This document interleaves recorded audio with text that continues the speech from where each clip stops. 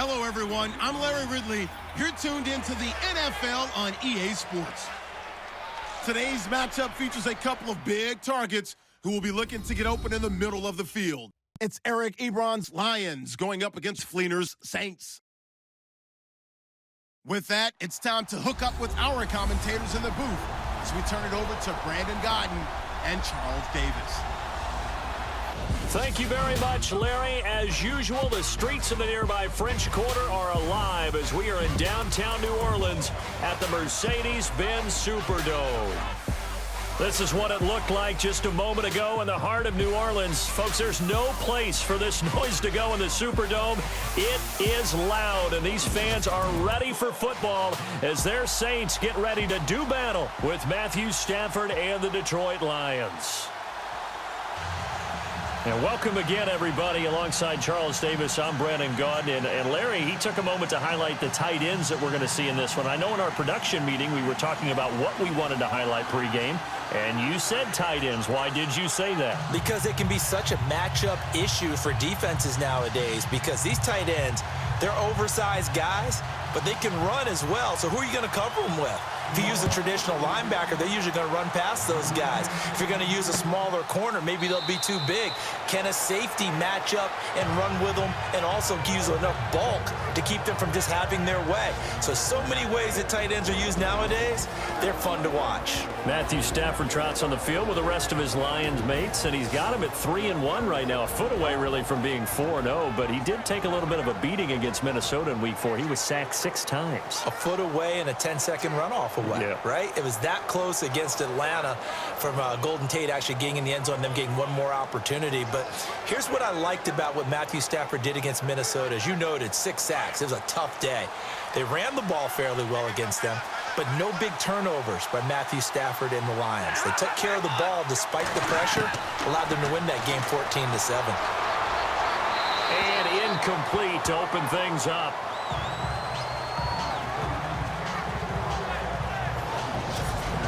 And now the offense for Detroit. With Matthew Stafford at quarterback and Marvin Jones and Golden Tate at wide receiver, we know that Detroit is proficient at throwing the football. But they want to increase their running game production. Only 30th in the league in 2016. They went out and signed offensive guard T.J. Lang and right tackle Ricky Wagner in order to try and get the running game going. So incomplete on first. Let's see what second down has in store.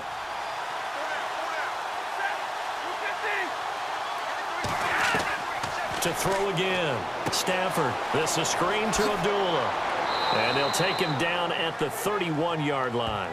Give him 6 on the screen, but now it's 3rd down. For a second there, I thought that might break big. Screen pass. Looked like it was coming together. Looked like there was an opening. Still, ended up with a solid game. And they'll look to avoid an early 3-and-out here on 3rd and 4.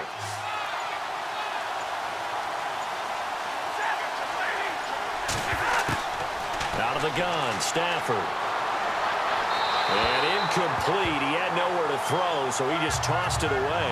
But that brings up 4th. And that's a great opening series defensively. You force what should be a 3-and-out on your opening possession. And great coverage there on 3rd down to force the incompletion to set up 4th.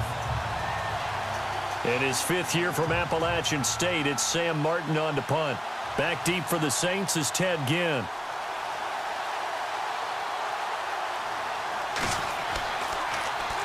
And he gets this away, and look at this. This is a good one.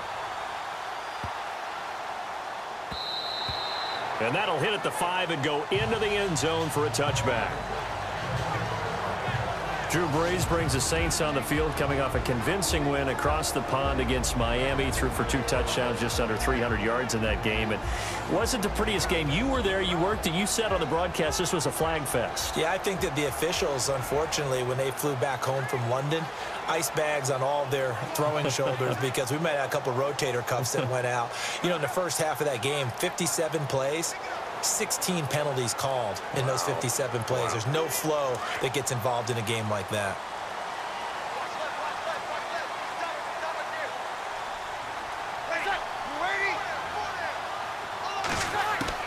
On 1st and 10, here's Brees. And it's caught. Kobe Fleener. And he'll get to the 29-yard line, brought down there. Give him 9 there on the first down completion. We'll see a lot of that from Drew Brees. Spread the field, get rid of the ball quickly. He spreads the field out a lot, so he's able to recognize the defenses, the coverages, and if people are going to blitz him. And he has the fortitude to stand in there when they do. He serves as his own blitz control, so to speak. Hey, you've got a free runner coming. That's one less guy in coverage. He'll stand in there, take the hit, and deliver a strike downfield. Brees going to throw. He's going to air one out. And that one almost intercepted. Call it a 50-50 ball. It falls incomplete, and now third down. This New Orleans offense, as we see the starters, Charles, they have not committed a single turnover through 4 games. How about that? That's pretty impressive considering the way that they throw it around. You know, Drew Brees, no interceptions through 4 games. No one's dropped the ball, no fumbles. That's really great efficiency for the New Orleans offense. In their last game against Miami, Michael Thomas, wide receiver, 8 catches, 89 yards, and a touchdown. And keep an eye on the rookie running back, Alvin Kamara.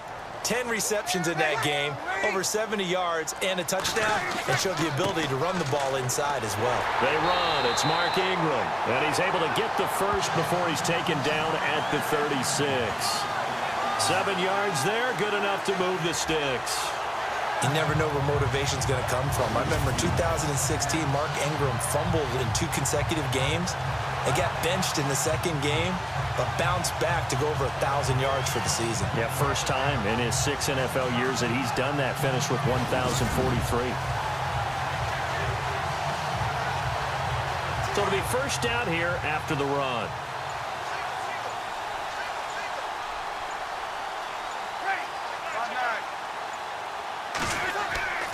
Now Brees. Well, this is a catch by Ted Ginn. And, oh, he is really laid out that time. Knocked flat on his back.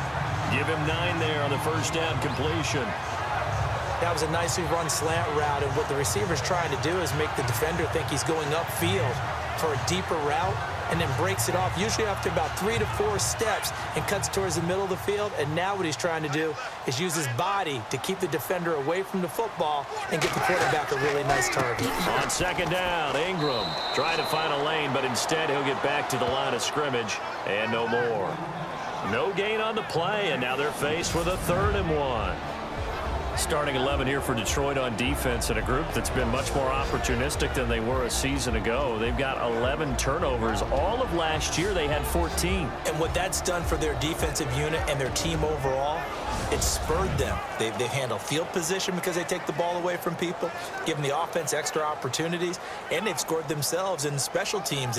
So when you put it all together, that defense and going after the football has changed the fortunes of the Detroit Lions. They said that they're working on turnover and strip drills way more than they have in the past. Those 11 turnovers, by the way, tied for the league lead with the Ravens. And he's got the first down yardage as he brings this up to the 47.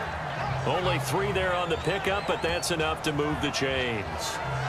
That's a tremendous group effort there, because when you talk about offensive lines, the best ones, talk about guys that play in harmony, in sync, and getting things done, and they did that on that play. Yeah, especially on 3rd and 1. Got to be in sync, and they were.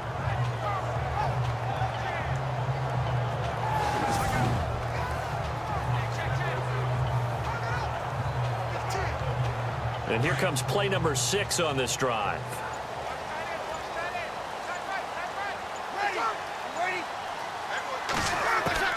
Throwing on first down is Brees. And he's got it over the middle. Flainer. And he takes this one down all the way near the 30. And a nice gain of 21 yards.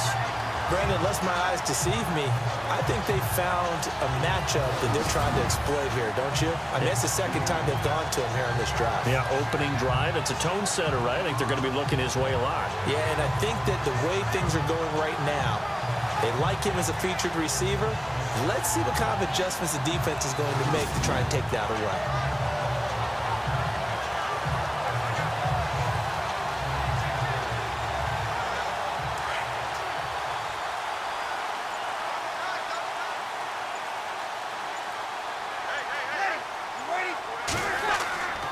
This is Ingram on 1st and 10. And he will cross the 30 down to the 29-yard line.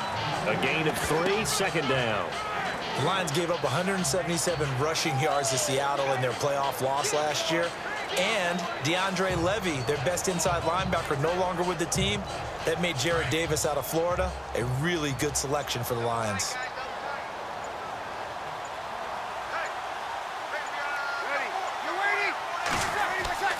Again, they'll run with Ingram. And he'll take this down just shy of the 25-yard line. 2 yards the gain there, and now they're left with a third and about 4 for a first. Well, so many times we look at a short run and we praise the offense for trying to set the tempo and establish things, but the defensive guys, hey, they just won the battle there. It wasn't a big run given up. They don't always have to absorb the body blows. Sometimes they dish them out themselves. From the gun on third down, Breeze. He's got it to Ingram, complete. And he will have the first before he's brought down right on the chalk of the 20. It's a 7-yard gain there, and it's good enough to move the chains. Nice job keeping that opening drive alive, and they're in plus territory, that part of the field where you really want to convert on third down. They did. Big-time pickup for them, and now I think the aggressive play callers think to themselves, this part of the field, I take my shot at the end zone, because the closer you get to the end zone, the field gets condensed. Makes it a lot tougher to run those routes. You still got a chance to actually run past people right now. Take your shot at the end zone early in the down and distance count. False start, offense. So that one will be accepted. Still first down.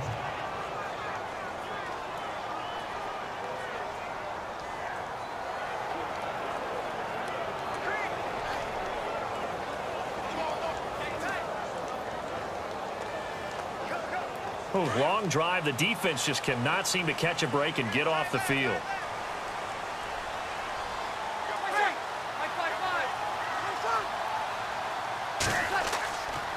Following the penalty, it's Peterson. They'll be brought down at the 21 after a pickup of 4.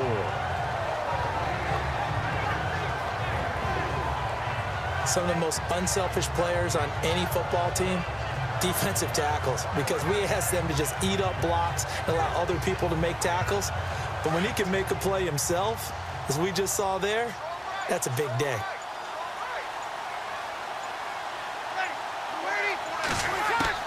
Now Breeze throwing on second down.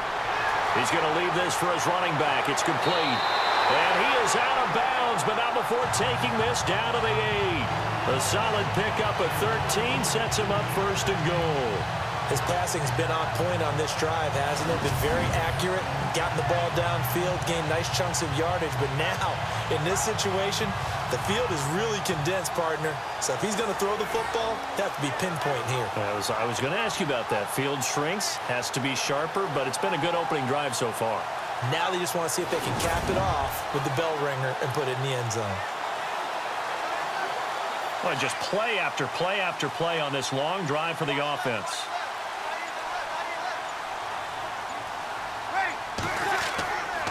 They'll run here with Ingram. And he'll be stopped just outside the 5 at the 6. It's a gain of a yard, and it'll set up second and goal. Defensively, pretty good start there with their backs against the wall. That's a win for the stop troops right there. And if I'm them, I get a little bolder now. They won the first battle. Keep coming after them. Put the pressure on them.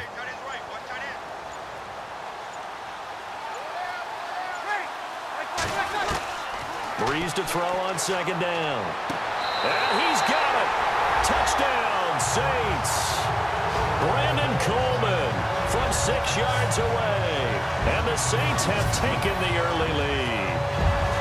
Coming into the year, Breeze, 465 touchdown passes, add another one to the total. You know, it's funny, I just talked with his college head coach, and he told me that when Drew was a sophomore at Purdue, they weren't sure he was truly the starter, even though he started the opening game, and he made a play early in that one, where the coach got on the headset and told the rest of the staff, well, fellas, we found our quarterback.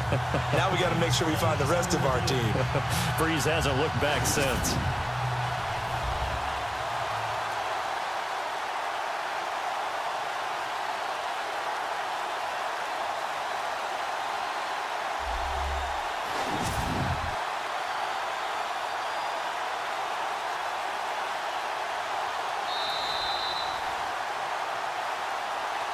After reviewing the play, the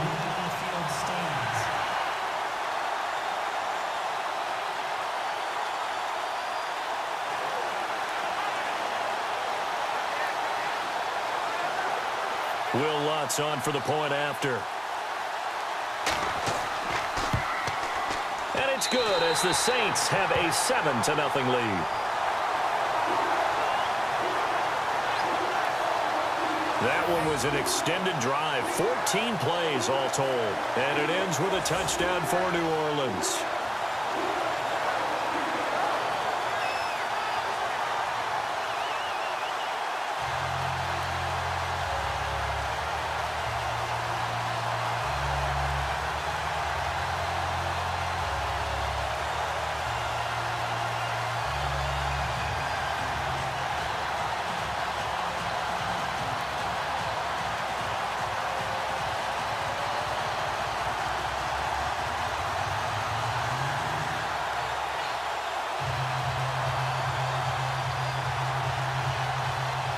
Morstead, the punter, out to kick it off.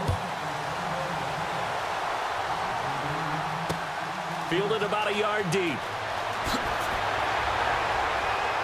And he'll wind up about 4 yards shy of where he would have been if he had taken a knee, as they'll start at the 21-yard line. So here come the Lions now. And the last drive, their first drive, 3 and out. What changes here, if anything? I think it's making sure the guys that you trust the most with the ball, the biggest playmakers you have, that they touch it on this possession to try and get things moving. So get it to the horses. Without a doubt. They're the ones that typically end up in the end zone.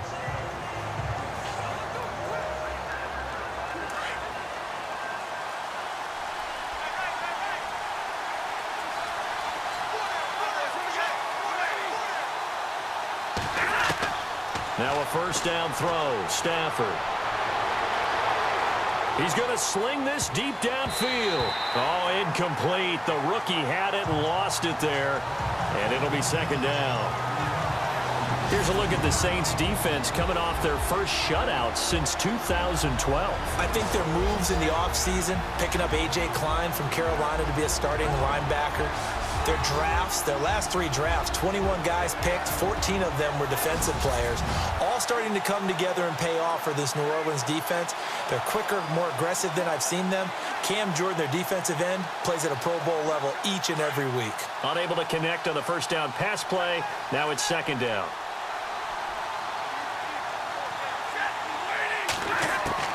Throwing again. Stafford. And he's taken down here by the Saints. Cameron Jordan in there to get him for a loss of 5.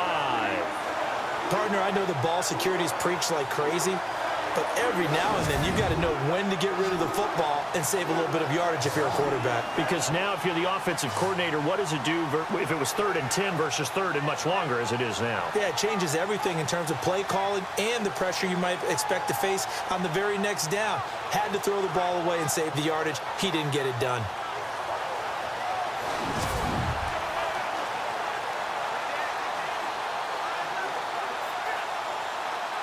After the sack, Stafford and the Lions come up on a 3rd and long situation.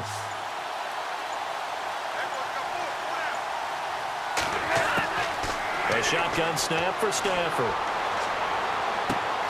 It's caught. Jones. And he gets it to the 34. Good enough for the first. And the play goes for 19 yards. Gives him a new set of downs.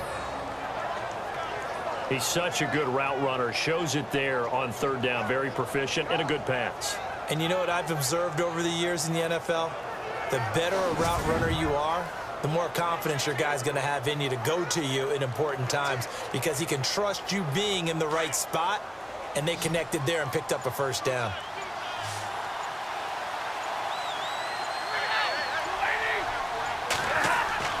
On first down, Stafford here.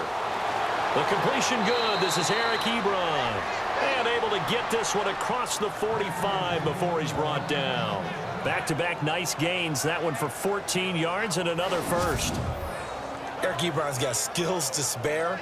They just want the production to equal those, and he needs some good health in order to get that done. Had 61 catches in 2016, battling an ankle. Yeah, the surprise, though, just one of those 61 hit pay dirt.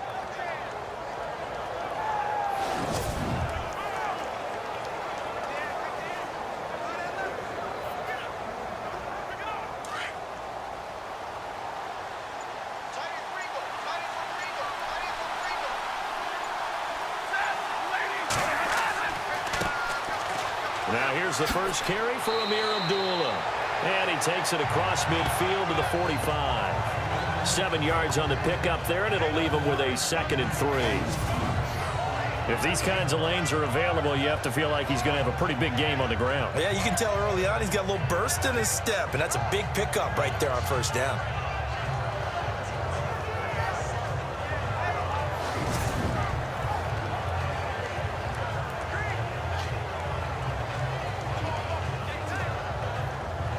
And after the play on the ground, that brings up 2nd down here.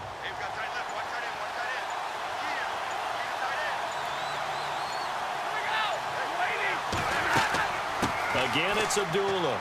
And he'll be brought down, it looks like right at the 40. A gain of 4 that time as the drive continues. Now that's the way to do it. Hand it to someone with vision and good footwork and handling a little bit of power, and you find a way to pick up first downs.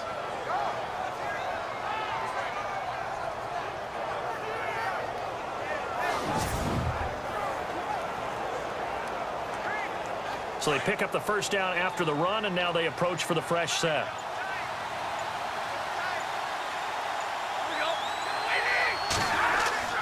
Now a play fake here on first down.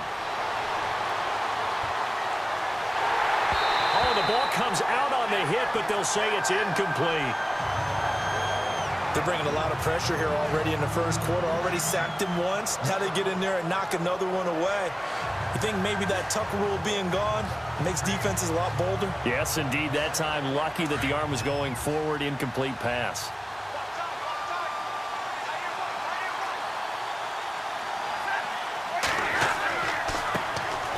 Now the Notre Dame man, this is Theo Riddick. And not even back to the line of scrimmage this time as they're on him quickly once more. So the Lions go backwards there, and unfortunately that's something they saw a lot in 2015. They had the fewest rushing yards of any team in the NFL. That's one of those dubious titles that no one really wants to claim. Even teams who say, well, I'll worry about running it because we throw it all the time. Being able to run it when you want to is a key to success in the NFL, and Detroit struggled doing that. 9th play of the drive coming up, and certainly not an easy one on 3rd and long. From the gun, here's Stafford. Out to the flat for Riddick. And he'll go down here at the 35-yard line. They'll give him 8 on the play, and that'll bring up 4th down. One hallmark of good defenses is understanding the game, understanding positioning, and tackling immediately in the secondary after catches. I think we just saw that on display right there. Got to him before he ever had a chance to think about turning it upfield.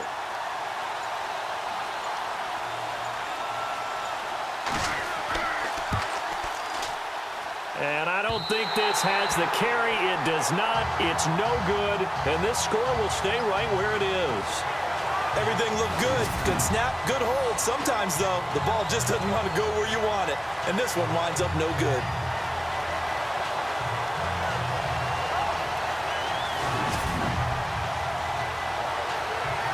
The Saints offense now, they get ready to head back onto the field. And coming up on their 2nd drive of the game, had the touchdown last time out. Now they have the football back. Chance to really seize early momentum. Feels to me like they had a really excellent week of practice and it all came together. But I'll bet you it got galvanized in the locker room in pregame. Somehow I think the head coach, his oratorical skills were on point.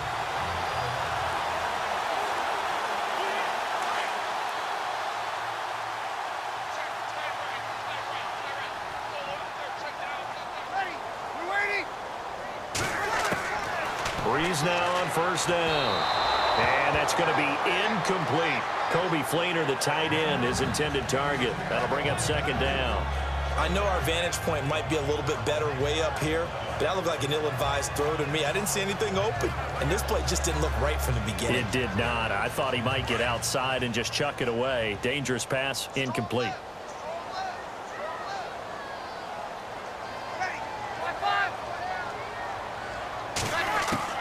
Breeze will try again on 2nd down.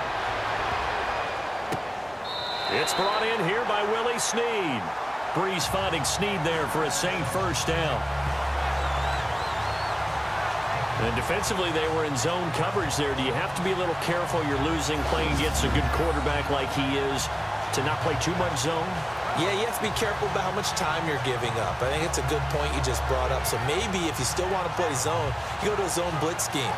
And you can drop anyone out of your defensive front, defensive end, defensive tackle. It doesn't matter. You just exchange someone to bring more pressure towards the quarterback and still try and cover downfield. And we will not see another play as time has run out on this first quarter. 7-0 is our score. We'll head back to New Orleans after this.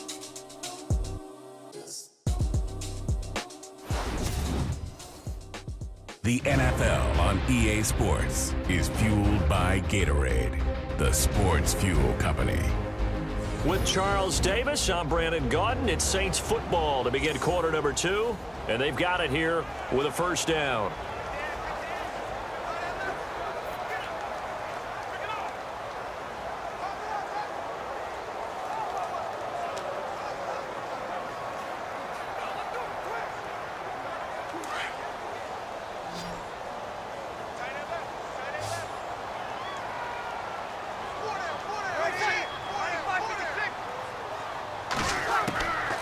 Shotgun now for Breeze. It's brought in right side by Ginn. And he'll get this one down near the 20-yard line. That one goes for 24 yards. The one thing you can never accuse Ted Ginn of is not doing his homework. He said that Drew Brees playing with him, that's the type of quarterback that can extend your career. Smart move on his part. That's why he signed with New Orleans, and he's had a good career as it is. A lot of the good years with Carolina, but 11 seasons for Ted Ginn. And still an amazing deep ball threat. The Saints put up 29 points a game last year, second only to the Falcons, and they're in range to get some points on this drive as well. 1st and 10.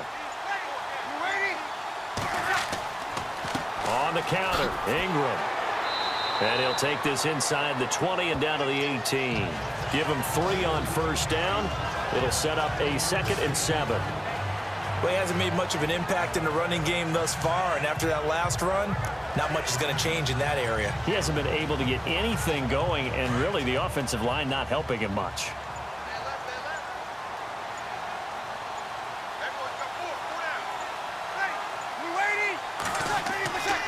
Ingram again.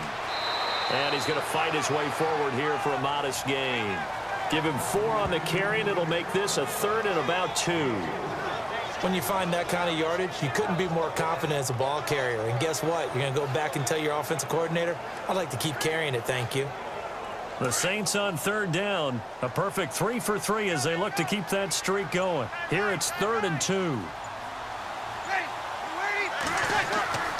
To throw, it's Breeze. And he's not able to get away. Sacked back at the 22. Ziggy Ansah in there to drop him for a 6-yard loss, and that'll lead to a 4th down. And there's no doubt in my mind that this guy has been eager for this season. Talk about Ziggy Ansah. For him to get back to sacking quarterbacks as he did in 2015, 2016 was really kind of a wash because of an ankle injury.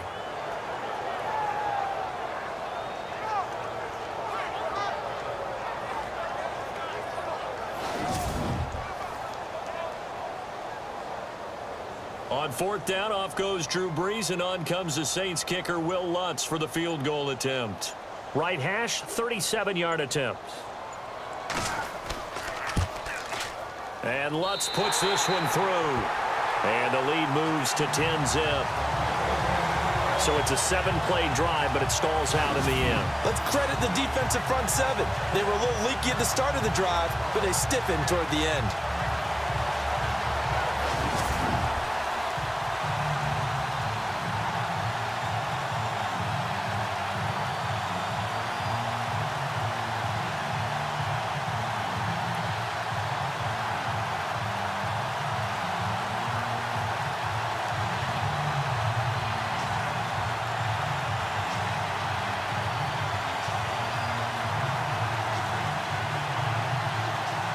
Morstead, the punter, out to kick it off.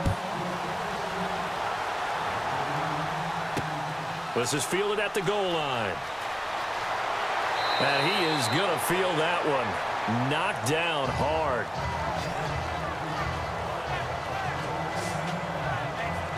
Here's the Detroit offense now as they head back out onto the field. Last time out, they had that long 50-plus yard field goal that they missed. And I'm sure on their sideline they're thinking to themselves, okay, do we still want to try one if we're in that position again? And I would dare say that the answer would be yes. They're going to have a lot of confidence in their kicker. But just to be on the safe side, I'm sure they told their offensive guys, can we get a little bit closer this time? Get a little closer. Yeah, you know, I'd rather get in the end zone first and foremost. But if all else fails, less of a field goal attempt for him.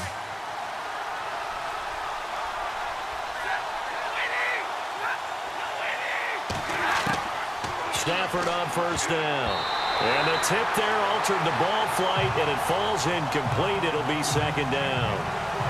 Charles, before the broadcast, you and I were talking about a couple of coaching veterans that have their teams right back in the mix again this year. Jim Caldwell with the Lions and Andy Reid with the Chiefs. And I think nationally there wasn't a lot of belief in Jim Caldwell as the head coach of the Lions, despite the fact that they made the playoffs last year. Remember, they lost their last 3 games of the regular season and snuck in, and then got beat in the playoffs. So people are like, they'll revert back to form. And the Saints pressure gets him.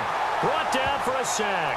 Cameron Jordan in there to pick up his second sack now of the afternoon. And I know it seems like we say this a lot in broadcast booths, but a quarterback can hold on to the football too long in these situations. I think he did right there. Oh, I agree with you totally. Sometimes you have to understand situations. Get rid of the football, save some yardage, to make it less to gain for the next down. Instead, he was so hipped on ball security, he held on to it and took a big sack.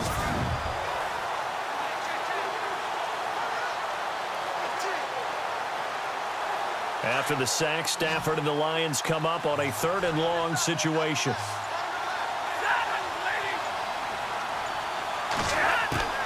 From the gun, Stafford. Looking downfield for Jones. That's caught inside the 20. A big play on 3rd down for the Lions. 65 yards. Now, that play will end up on the highlights, and you'll see it all over the place. But what you won't see, the offensive line that bought the extra time, that allowed for the big completion downfield, those guys made that play possible.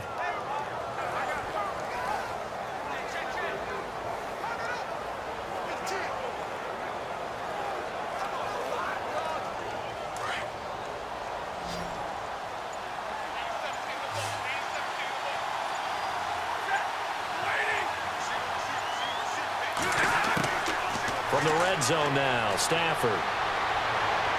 And they can't get the long connection as it falls incomplete. He was trying to find Marvin Jones that time. And it's 2nd down. I tell you, Brandon, this defense is playing with some confidence. Haven't allowed a point yet. Flying to the football. I'm telling you, it's almost 11 to the ball on every snap. Another nice job there to force an incompletion.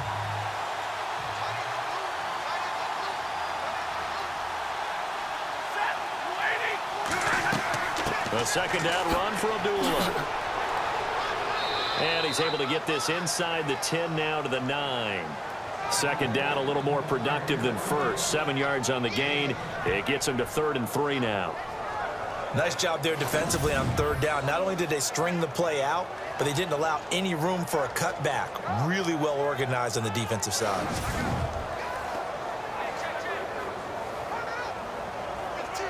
The Lions on 3rd down. They've hit 2 for 4 thus far. Here it's 3rd and 3.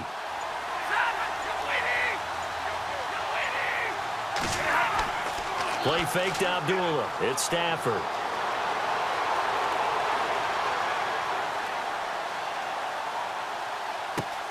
And Ebron's got it. Touchdown Lions. Eric Ebron, a 9-yard touchdown grab. And the Lions have got it back to a 1-score game. And he is a reliable target. They like to get him involved. They got him involved there for the score. And they should. He's a very good player. Remember, they can use him in certain positions, so many different spots, and he usually comes through for them. Now Matt Prater for the point after.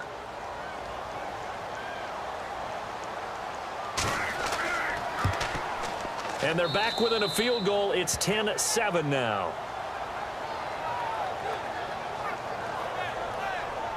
A drive that time of 6 plays. And the end result, a Detroit touchdown.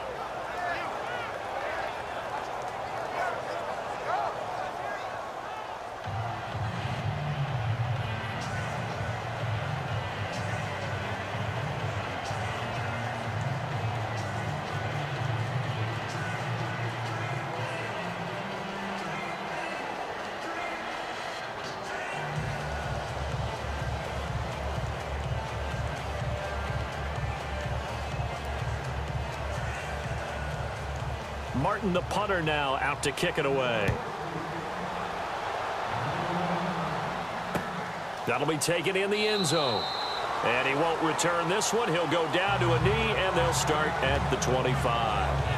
And now the Saints get set to trot out there. And they split the uprights last time for 3. They've got the lead. They're not going to play this conservative. They're not hoping for another field goal. They're hoping for a touchdown. I'm with you on that one. I like where your head is. I like the way you're thinking because you're exactly right. Trying to sit on a lead and play that way, that doesn't work too well for most teams. Run your offense. Run what you do best. Exactly. Put it all the way down and try and increase your lead in a big way. And the best way to do it, touchdowns.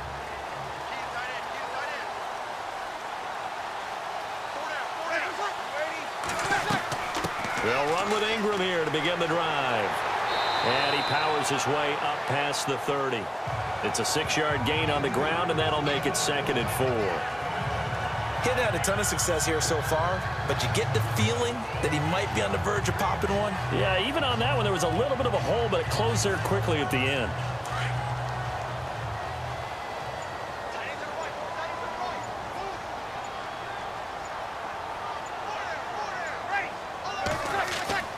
Breeze gives it up to Ingram. There goes Mark Ingram. He's at the 30. 10. Touchdown, New Orleans. Mark Ingram, 69 yards. And the Saints are able to strike quickly for 6. And on that long run, maybe the defense caught napping a little bit. The concentration level may not have been there. I agree with you on that one because those types of plays, when they result like that, they're almost like big bolts of lightning, aren't they? Whoosh, and off he goes.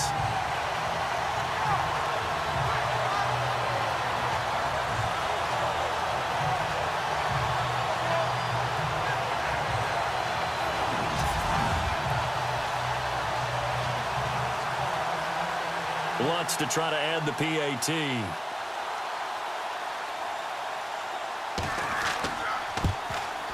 It's good to make it 17-7.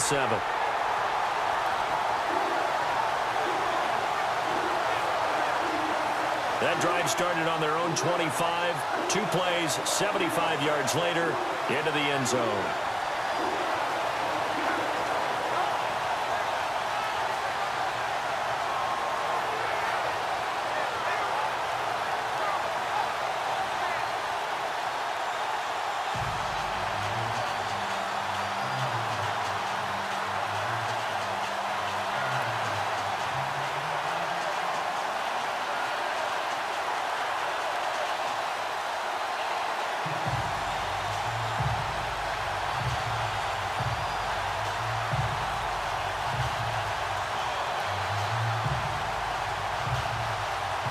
Morstead, the punter, out to kick it off. That's fielded in the end zone. And no run back here. This will be a touchback, and it comes out to the 25-yard line. Here comes Matthew Stafford now to lead his offense back out there. Been a decent start for him here in this first half, but bottom line, his team's losing. They got to fix something. And it starts with him. He has to keep that little quarterback strut going right now to make sure his team sees him as confident. Continue to try and up his game, but just let him know, hey, if I'm around, if I'm the one calling signals and throwing the football, just follow me, we'll get there. Sometimes that will do more to elevate a team than anything else. See if he has that confidence. They start the drive with Abdullah, and he'll get this one up to the 26. Just a yard on the pickup there, and it'll bring up a 2nd and 9. I think they want to start getting back into this game. It behooves them to get better on first down. Yeah, certainly not what they were looking for there out of the opening play of this drive.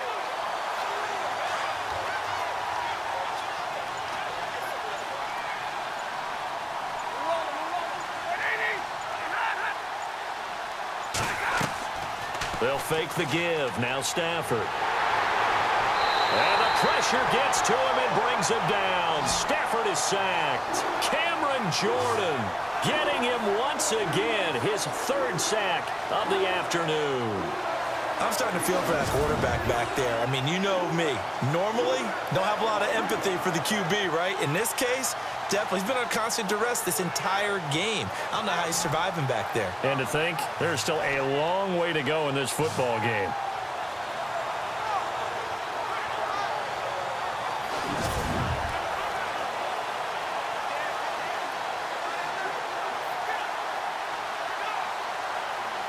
After the sack, Stafford and the Lions come up on a 3rd and long situation.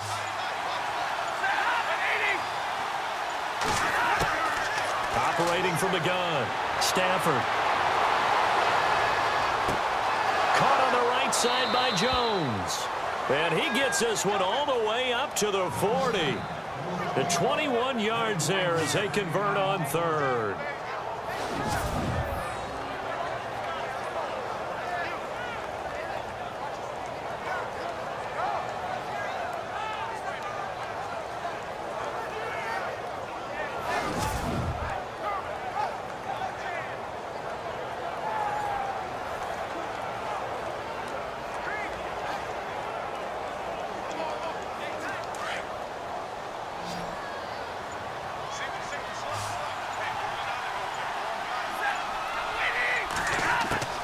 On 1st and 10, Stafford. Over the middle, and it's incomplete.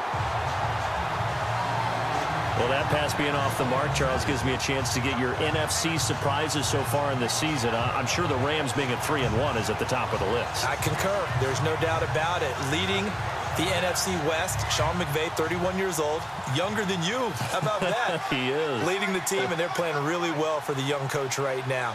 I would say let's welcome back the Carolina Panthers. 6-10 last year after a Super Bowl season the year before.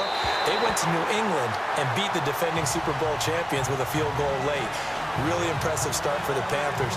And last but not least, whoever thought we'd live in a world in 2017 where the New York Jets were 2-2 and dominating the headlines in that city, and the New York Giants are 0-4. Didn't see that coming. The Lions on 3rd down. They've converted 4 times out of 6. Not bad. This is 3rd and 10. Throwing again at Stafford. And the 3rd down pass falls incomplete. Well, sometimes those cliches really come true, don't they? When they talk about it takes all 11 to play good defense. We've seen that in this ball game. I think the secondary has to be singled out, though. They are in the presence of every receiver whenever the ball's thrown, and this one they help force another incompletion.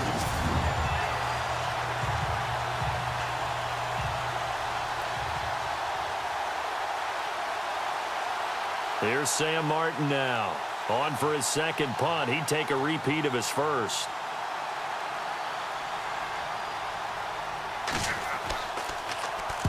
And this is away. It's a high kick, and he got all of it. And a bit of a mistake there. This is well into the end zone for a touchback. Drew Brees getting ready to go again on offense. Yeah, they have had success on the ground, really as a team, doing well carrying the football. So maybe a little less pressure on his shoulders as the quarterback. Any pressure he's carrying right now, that's self-inflicted, right? He's taking it on. He doesn't need to. Continue to do what you just said. Let everyone else carry the football. That's been effective. Don't have to worry about him throwing the ball in all the situations now. That's got to be a good feeling if he just relaxes and lets it keep coming to him. Yeah, relax and enjoy the 2nd quarter lead right now. Brees now on 1st down. And the Lions pressure too strong. Down he goes. Great job defensively. I think he was trying to go through his progressions, find someone to get rid of the football. Before he knew it, he was on his back. So that just brings us right back to what you said in the beginning. A great job defensively. Nowhere to go with the football. That led to the sack.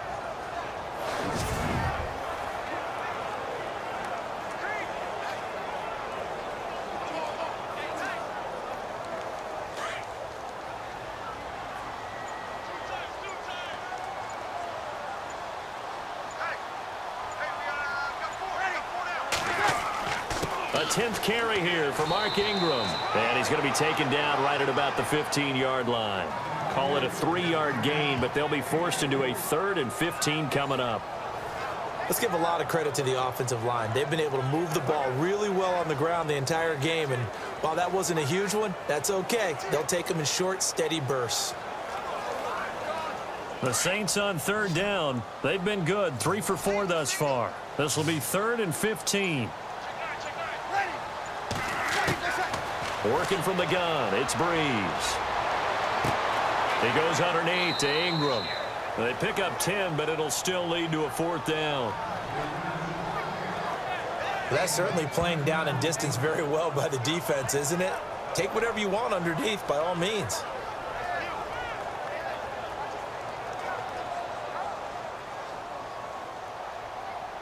Now the 9th-year man from LSU, Thomas Morstead, on to punt, as he's on to punt for the first time this afternoon.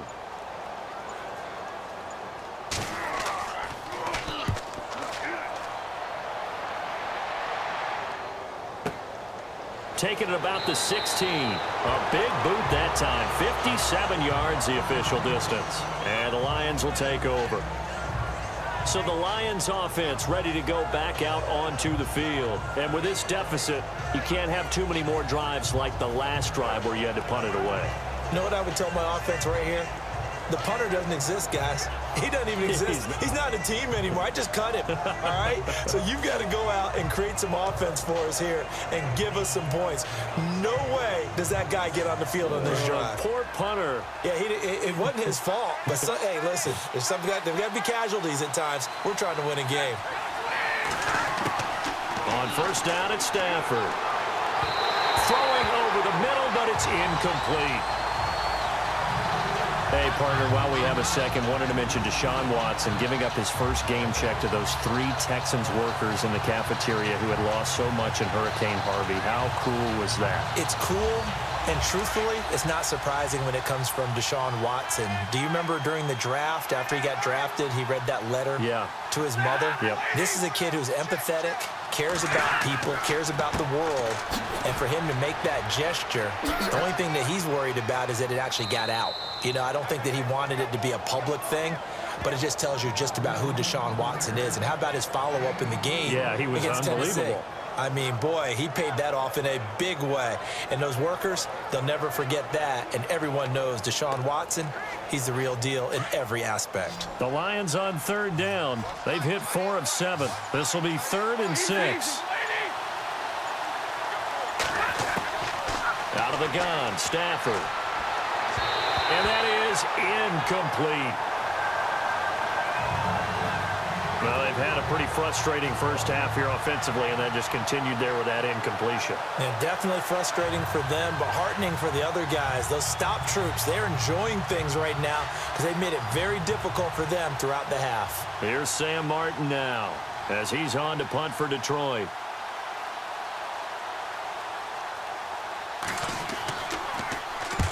He's been a busy man here in this first half as he gets it away. What a spin. Oh, it spins again. A big hit. Knocked down sideways. Looks to be right around the 40. Now we'll see what Michael Thomas and the rest of the offense has in store here. Second quarter, a guy like him, no catches, so that's the surprising part, but they're winning, so maybe they've been able to do some other things effectively, I guess. And they found other ways, haven't they? Because the receivers would tell you, offense needs to run through us, but they're managing to get it done in this ball game without having to actually do that. I wouldn't expect them to stay silent for the rest of the game now. Yeah, you got to think that his first catch is coming at some point.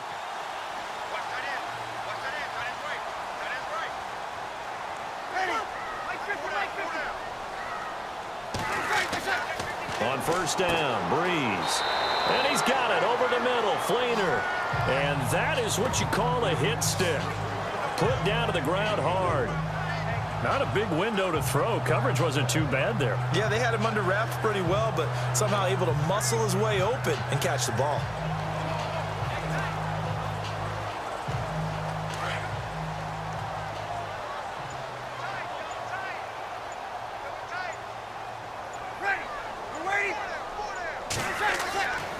Breeze hands to Ingram, pushing forward for 3 up to the 48. This guy's well on his way now to a big game on the ground. It's another good run there. Puts him over the century mark in yardage, and we're still in the second quarter. 2 minutes remain here in the first half. We're back to New Orleans after this.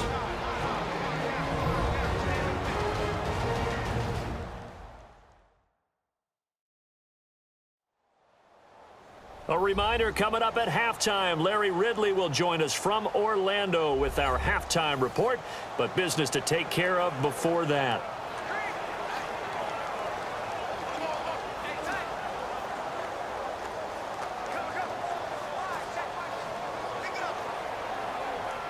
The Saints on third down. They've converted 3 out of 5 thus far. This time they face a 3rd and 2.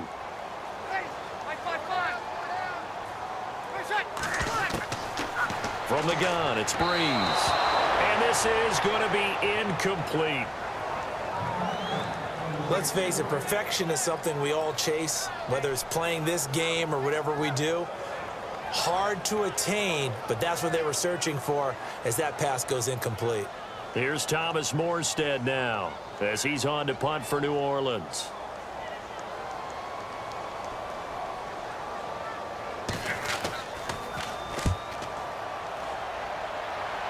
And this one will not be returnable as it sails out of bounds.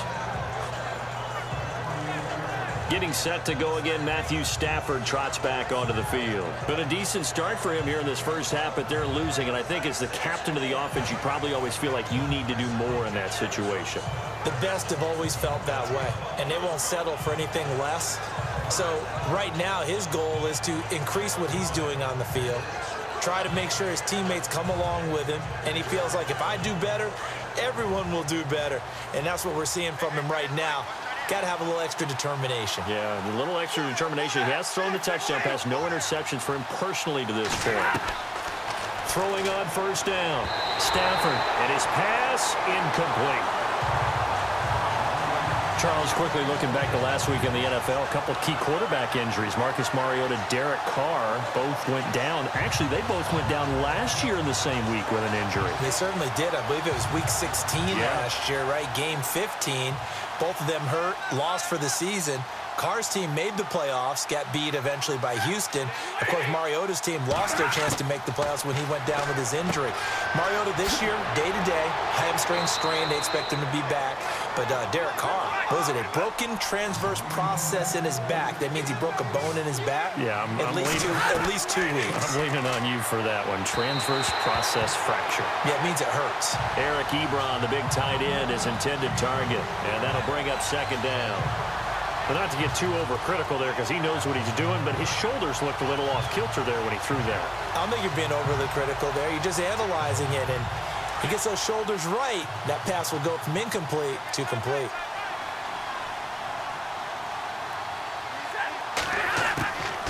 Second and 10, Stafford again. Ebron caught left side. And he'll be brought down just shy of midfield at the 49-yard line. Now a play fake it at Stafford. And Jones has it over the middle. He got 18 yards out of that one, and it gets him a new set of downs. Well, we always hear about the connections some quarterbacks have with certain receivers. I think this guy has a connection with just about everyone. Didn't mind throwing it in there against double coverage to him. Shows some confidence, supreme confidence. Big-time confidence that he would make the play for him, and he did.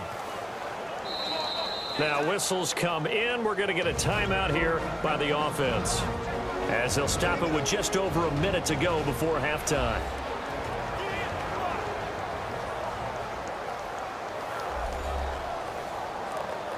And welcome back, the offensive unit. They took the timeout, and now they get set to line up as we resume action.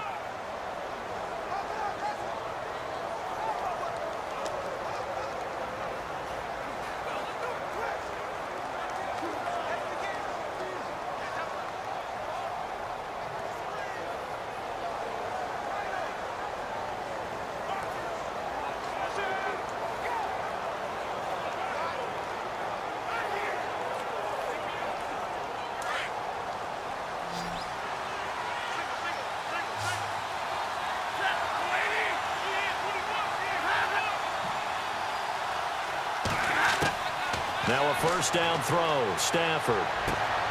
It's complete to Golden Tate. And now we won't see a play on first down. We're going to get a timeout instead, as the stoppage will come with a little under a minute to go in this first half.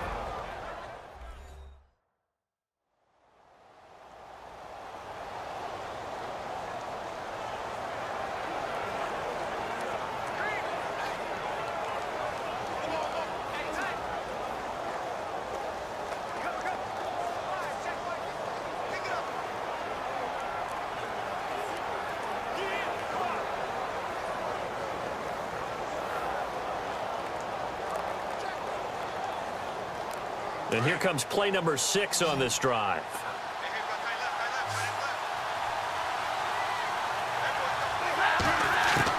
From the red zone now, they'll look to throw. And Ebron's got it. Touchdown, Lions. Eric Ebron with his second touchdown here in this first half. And the Lions able to get this back within a touchdown. I think everyone in the league talks about finishing, don't they? Doesn't matter whether it's a quarter, a half, a game, a series, whatever. But they're finishing the first half in fine style, putting that one in the end zone. They did, and they didn't leave much time on the clock either. Well done. Now Prater to add the PAT. And this is up and good to make it a 17-14 game. So that drives 7 plays in length, and it's capped off by a touchdown for the Lions.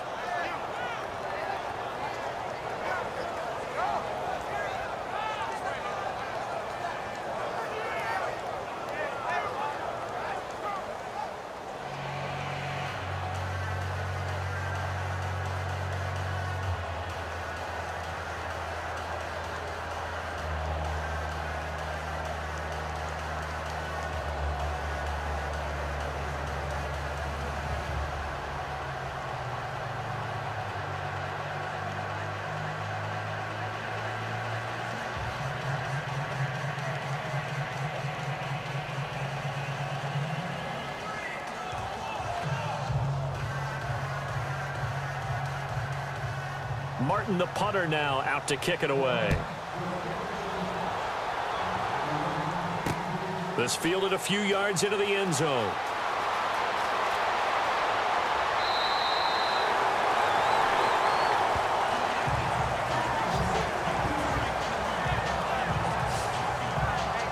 Drew Brees getting ready to go again on offense. He's been in a pretty good group. They actually have more yards on the ground than through the air, but both have been good, pretty balanced.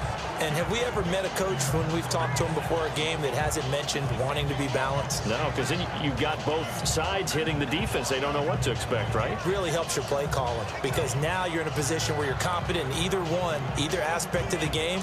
Dial it up and let it go. And so far, that's allowed them to lead. Absolutely. Have the lead here in the second quarter. On 1st and 10, here's Brees. This is caught by Gill. And now before this first down play, we're going to get a timeout here, as they'll stop it with 40 seconds remaining in this first half.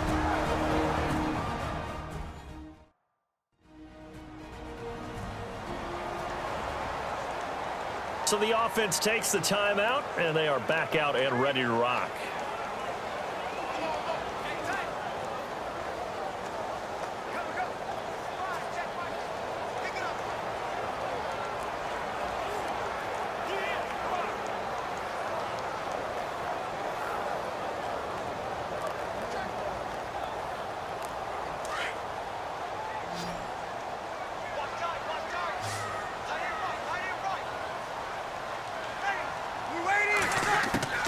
Throwing on first down is Brees. Throwing middle, but it's incomplete. Brandon Coleman was the intended target, and that'll bring up second down. Sometimes the coverage is so good, no matter what you're doing on offense, you just can't shake anyone free. They try their best to find someone open, but they took away every passing alley, every angle, and shut the play down.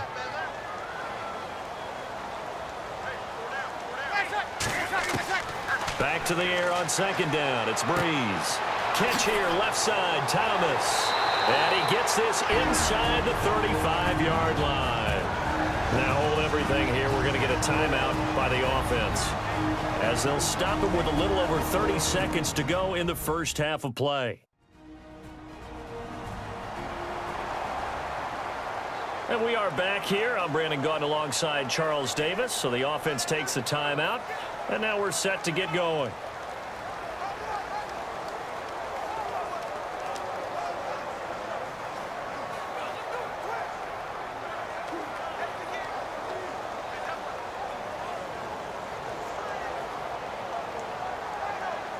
Offense comes to the line now, 1st and 10.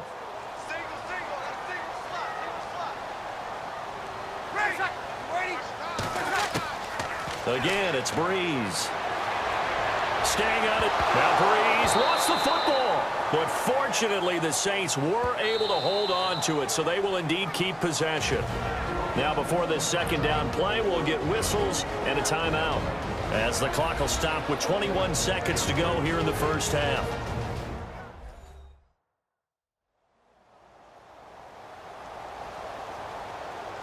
And we're back. The offense had a chance to talk things over, and we'll see what they come up with here on this next play.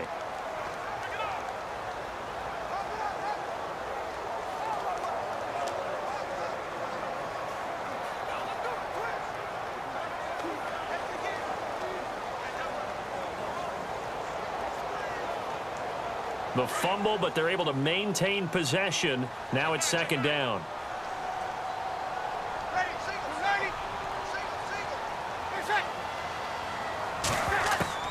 Shotgun now for Breeze. And he's going to go down again. Ezekiel Ansah in there to get him his second sack now of the afternoon. Okay, let's go back a little bit and see if my schooling comes to the front. What's that old saying? Those who forget the lessons of history are doomed to repeat them. That's the same guy who's gotten back-to-back sacks. I think a double team may be in order.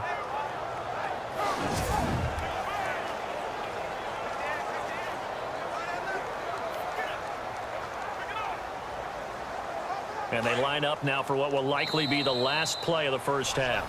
So it's halftime here in New Orleans with the Saints out in front, as we send you over to our headquarters in Orlando, where we check in with Larry Ridley for our EA Sports Halftime Report. Okay, Brandon, thanks, and welcome everyone to our EA Sports Halftime Report.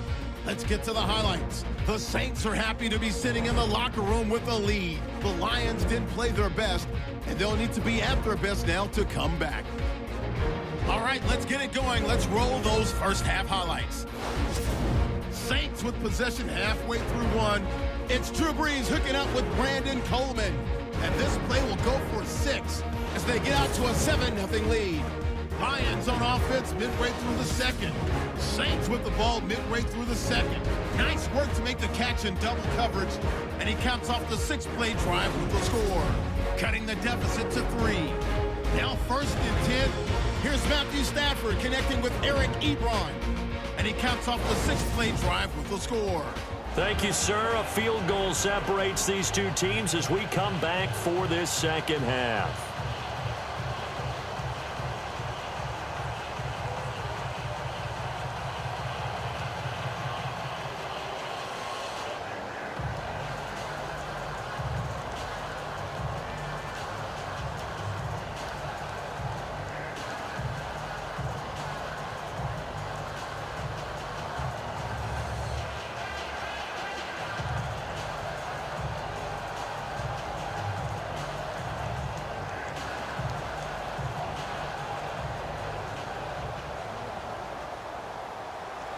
So both teams have their marching orders, and we'll get going again here in quarter number 3. That'll be taken in the end zone. And no run back here. This will be a touchback, and it comes out to the 25-yard line. Out come the Saints now. They'll go on offense first here to begin the third quarter. They have the lead. Now they'll be looking for some separation here as we begin the third quarter. I like the way you term that, because now I think they go a little bit deeper into their playbook. They like what they did in the first half. That worked okay. But in order to get the separation that you just talked about, change things up a little bit. Change your tendencies. Try and hit them a little bit more with some things they didn't see in the first half. We'll see if they do just that.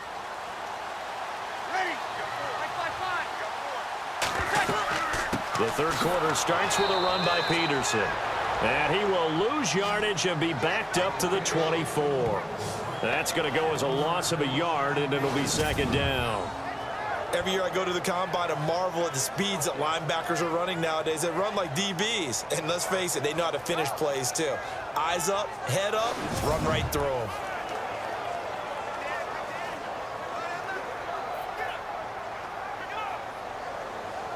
So now 11 yards to go for this offensive unit. It's second down.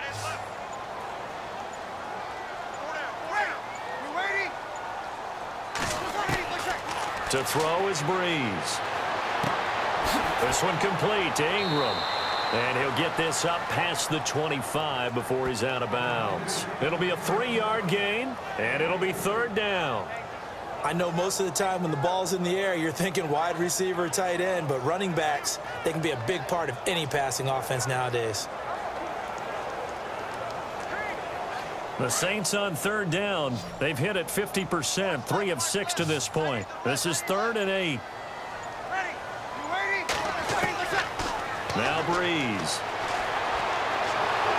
And that is incomplete. And nobody was open downfield there. Looked like a pretty clear throwaway. Yeah, definitely was that. I'm wondering why there wasn't intentional grounding. I know they're saying there's a receiver there in the area. Those darn quarterbacks, they get away with everything. Spoken like a true defensive back, Mr. Davis. Did that come out? It did. Okay. Yeah, here's Morstead now as he sends this one away. This is taken at about the 14.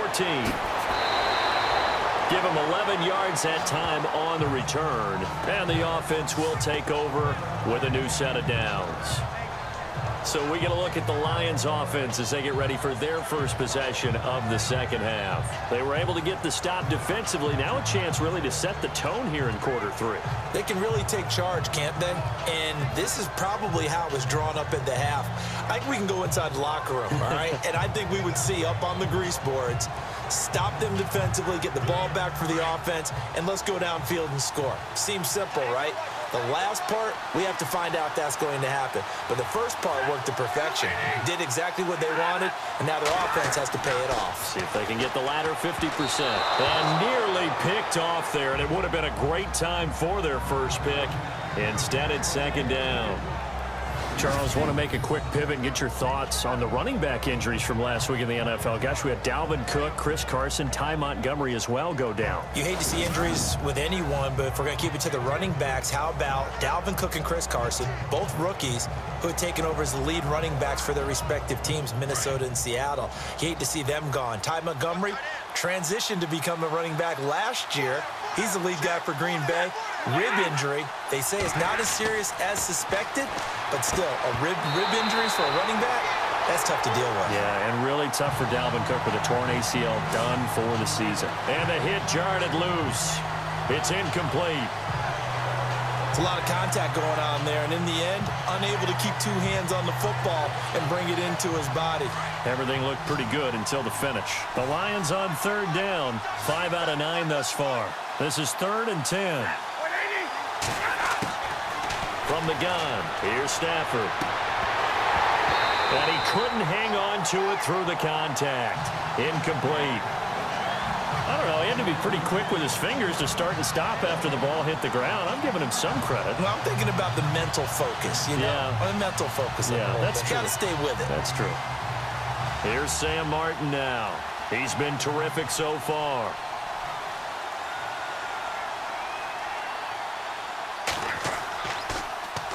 He steps into this one, and this is a rocket. Here's Ginn. Look at the spin. A very nice job on the run back there. He'll get 23 yards all told. And the Saints will take over with a 1st down and 10. And we shift our attention to Mark Ingram. And there are the numbers. Got off to that torrid hot start. We thought he was in for maybe a career day. Not the case. No doubt about it. It almost looks like a misprint after what we saw in the first half. But let's give a little bit of credit to the guys on our side of the ball. They went in at halftime, made a few adjustments. And you know what else? They didn't lose their confidence in their ability to play. Because a lot of times you get beat down in the first half. It gets ugly in the second half. They've come out with a new resolve and a renewed determination.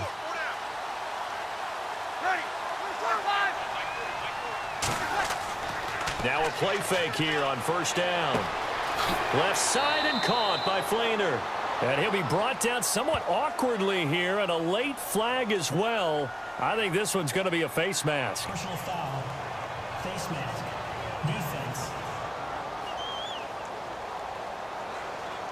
So they'll take the yardage and tack on 15 more for the face mask. Talk about a play that absolutely costs you in the end. Just trying to do your job, right? Trying to get him on the ground. Next thing you know, they're march up another 15 against your squad.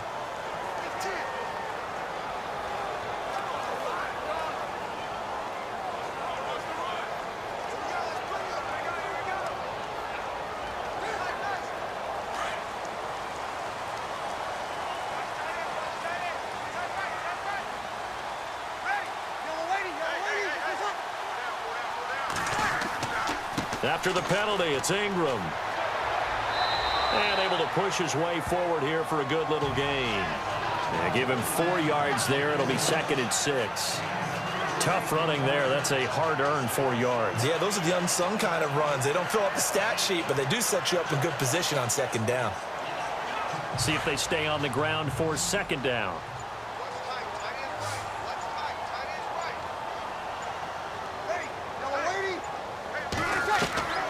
Breeze now. Thomas has got it. Complete.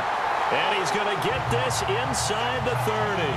Breeze on the hook up to Thomas for the New Orleans first. When you and I did the weekly commentary updates last year, it seemed like we always used to talk about Michael Thomas week after week. And it piled up. 92 catches on the season, but the thing that really struck me was doing a New Orleans game and talking with a few of his teammates who talked about how much the game meant to him. And he was upset with guys he didn't think cared about the game enough. Unusual for a rookie, but it's a good sign for him.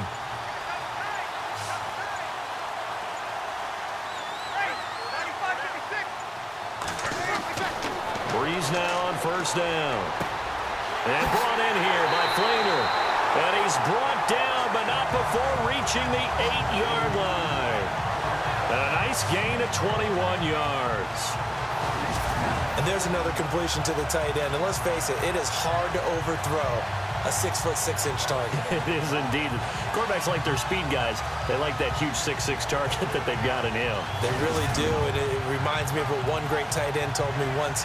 He told his quarterback, just make sure you throw it up there. You know, kind of like put up on the top shelf where the kids can't get it. 2 big plays in succession. Not sure this D knows what hit him, but now they got to get ready. It's 1st and goal.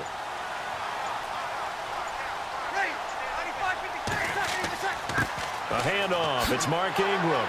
And he'll take it into the end zone for the Saints touchdown.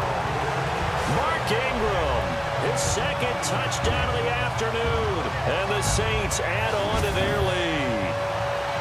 And he certainly played a pivotal role with those 2 TDs and why they're up on the scoreboard right now. Well, someone's all about winning, aren't they? Because he's not worried about the number. Sure, it's great to have 2 touchdowns.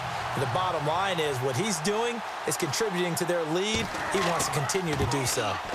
And his guys will take a 10-point lead.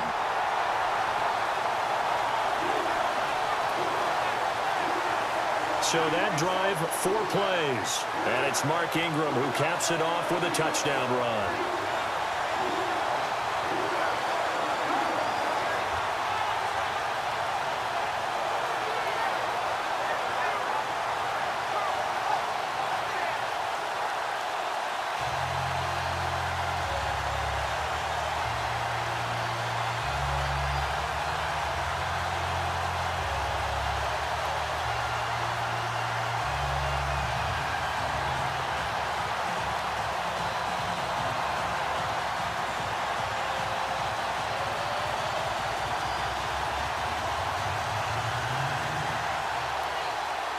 Morstead, the punter, out to kick it off. This is taken about 7 yards deep. And no thought to bring this one out. He'll just go down to a knee, and they'll take over at the 25. Here comes Matthew Stafford now to lead his offense back out there. He's played well. Good first half. He's continued that here in the third quarter.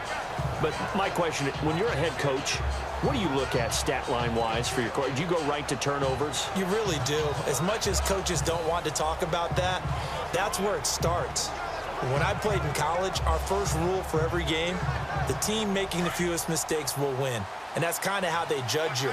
Do you take care of the ball, not turn it over, keep it in the proper hands, and give your team a chance to win? Well, that's what he's done here in this one so far. And nearly picked off there, and it would have been a great time for their first pick.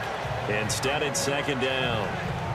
Hey, that gives us a chance, by the way, to play Charles' biggest surprises at the quarter mark of the NFL season. Take it away. All right, let's stay in the AFC, okay? Because I'm going to say the Buffalo Bills. 3-1, leading the AFC East. Rookie head coach and Sean McDermott, they're doing a fantastic job in the early going. The AFC West, I don't call it a surprise at all. We knew it would be a monster. It absolutely is. And right now, Kansas City leading at 4-0, Denver 3-1. Oakland, we all thought they might win this thing. They're at 2-2 and just lost their quarterback for maybe an extended period of time. But how about the surprise of all surprises, Brandon?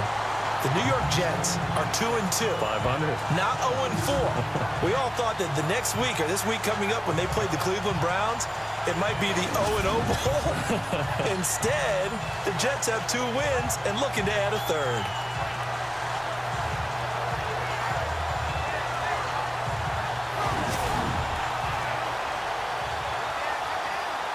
The Lions on third down. They've hit on half of them, 5 for 10. This is third down and 12.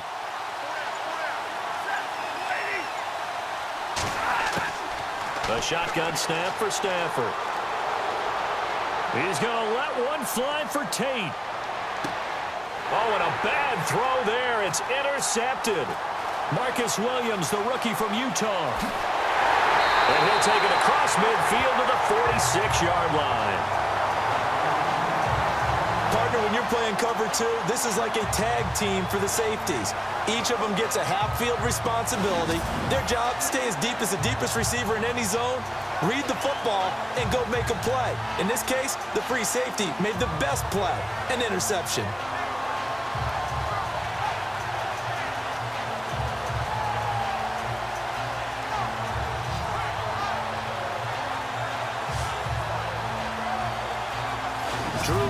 Getting ready to go again on offense. He's been pretty solid, pretty consistent, just the one touchdown pass, but I think he's managed the game well, no? I would agree with you, and that's what you're looking for out of your field leader, making sure that you're playing well and not making any big mistakes. Oftentimes, that's how you're judged. How big a mistake and when it occurs. No interception so far. They'll like that. I just want you to know that you agreeing with me, that's going to get me through this third and fourth quarter. Are you touched? He's patting his heart, boys and girls. He's touched. Respect. They go play action here on first down. It's brought in right side by Ginn. And that's a big collision. He's knocked backward as they will mark him down at the 23. Right after the turnover, they come out throwing. And that means it's a sudden change situation. We used to practice it on defense. Sudden change, get out there, stop the offense. But you typically run out there a little bit unsettled. I think that's why he came right out throwing the football, hoping to catch him off balance. And he did.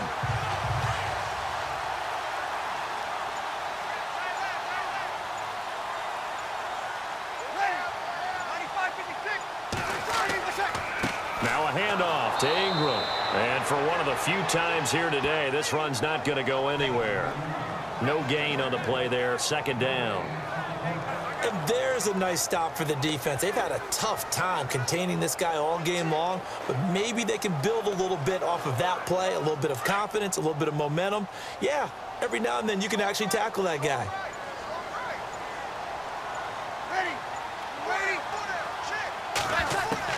Now Breeze throwing on second down. And seeing nowhere to throw, he chucks this one away from harm. Incomplete. Now it's third down. Not too many things get to a quarterback of this magnitude, but I think it's safe to say that pressure can get to any quarterback. Now, he's obviously a great franchise quarterback, but felt the pressure, threw it incomplete. The Saints on third down, 3 for 7 so far in this game. This is 3rd and 10. Working from the gun, it's Breeze. That's caught, it's Thomas. And he picks up the first as he's able to take it down to the 7-yard line. They're able to convert on third down, and that sets up a 1st and goal. Saints were the best team in the NFL on third down last year. 49% conversion rate. Helps when you have Drew Brees back there. It certainly does, because he is just so analytical in everything he does. Goes through every progression on every snap in practice, so not much surprises him on game day. 1st down and goal to go from the 7.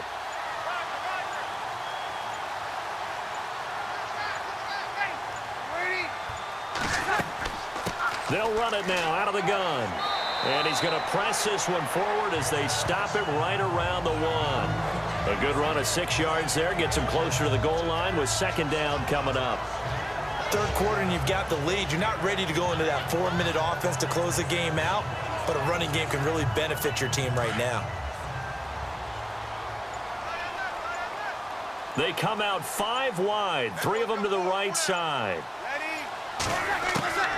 Breeze to throw on 2nd down. And this is caught. It's the tight end Fleener for the Saints touchdown. Kobe Fleener, a 1-yard touchdown reception. And the Saints now add 6 to their lead. That drive that really increased their cushion felt very military to me. Very precise, methodical. That's one of the words you've taught me. And they just got it done. And slowly but surely now starting to pull away a little bit. Things looking good for them here in the 3rd quarter. Not only pulling away, but you mentioned that slowly but surely. You also drain clock, too, with a drive like that. So you really give yourself an advantage. Lutz will look to add the extra point.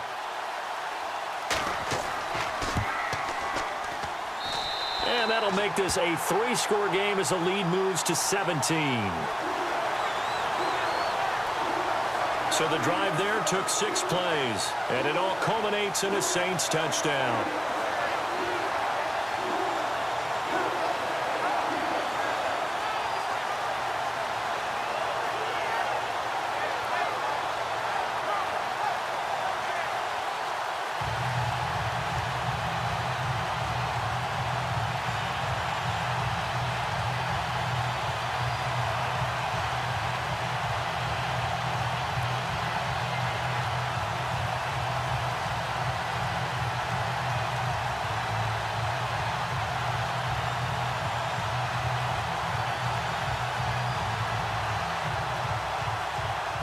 Morstead, the punter, out to kick it off. This is fielded at the goal line. And he'll get it up to about the 26-yard line, just across the 25. And Detroit getting set to go now. And following the interception, just any interception, are you a little bit more cautious when you start that next drive, or no, you just throw that out the window? I think you are. I don't think that there's any way you can run back out there and go, totally didn't affect me. Let's just go ahead and be loose with the football again. You're going to take care of it, but you have to be careful about being too cautious, because now you can't run any offense at all. Still want to attack. We'll see how they attack them here.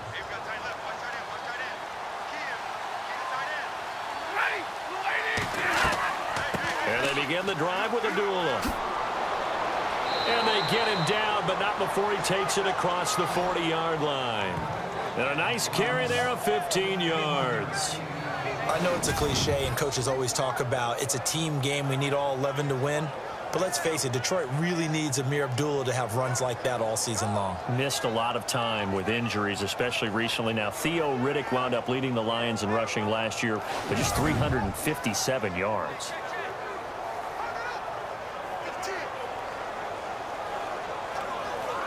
So the run moves the chains, and here we go on 1st down.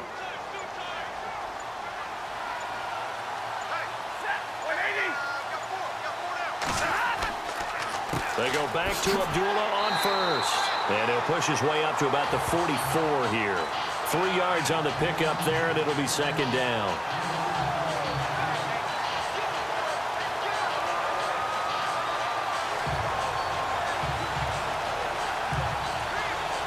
Second down following the run.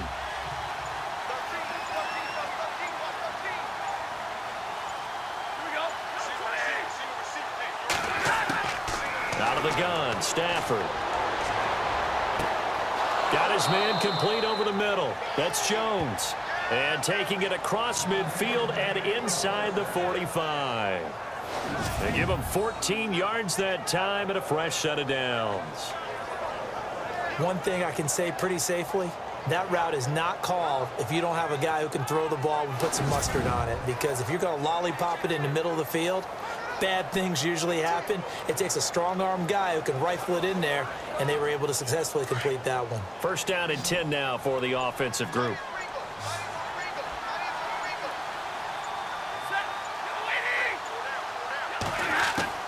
From the gun, Stafford. Out to the flat for Reddick. And he'll be brought down, it looks like right at the 40. It'll be a pickup of just 2, and that'll make it second down. I know it was a gain, but you have to sense probably a little bit of disappointment there because when it's out there in open space, I think they expect to get more out of a play, don't you? Especially when you're getting it to your guy out of the backfield. You're expecting him to be able to create something, be a little more shifty. Yeah, no doubt about it. Good open field tackling held it to an okay gain.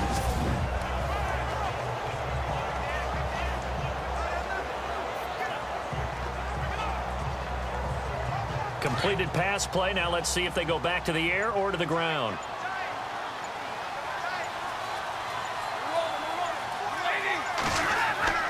On second down, here's Stafford. Over the middle, it's Fells. And here he'll be brought down a little shy of the 35 at the 36. Only 3 yards on the catch. It's third down. That was an okay hook up there with his tight end, but unfortunately, they didn't get the kind of yards they had hoped for. That's going to bring up third down.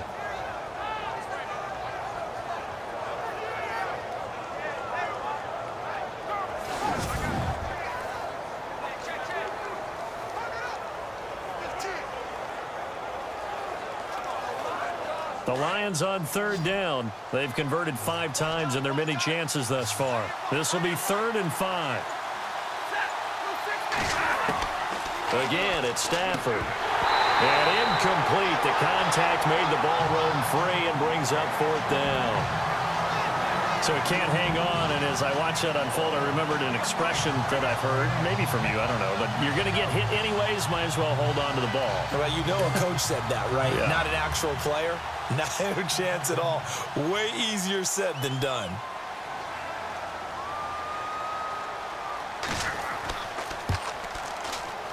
That's running out of steam, and it won't get there. He left it just short, no good, and this score will stay right where it is. So it's a rare 2-miss ball game for him now. Normally one of the more dependable guys you're going to find around. Very unlike him. One of the better kickers in the NFL. And I don't think there's anything wrong with him physically or mechanically. He's just having one of those games. Drew Brees getting ready to go again on offense. He has been consistent, hasn't he? He played well in the first quarter, good second quarter, and now continuing that here in the third. And that's the word that they're always seeking from the guy taking the snaps, is consistency. Taking care of the ball, making sure it gets to the right people, no errors, right? Not turning it over, and just doing all the right things. That's leadership, and it inspires confidence in a team. Yeah, been a good leadership and a good distributor.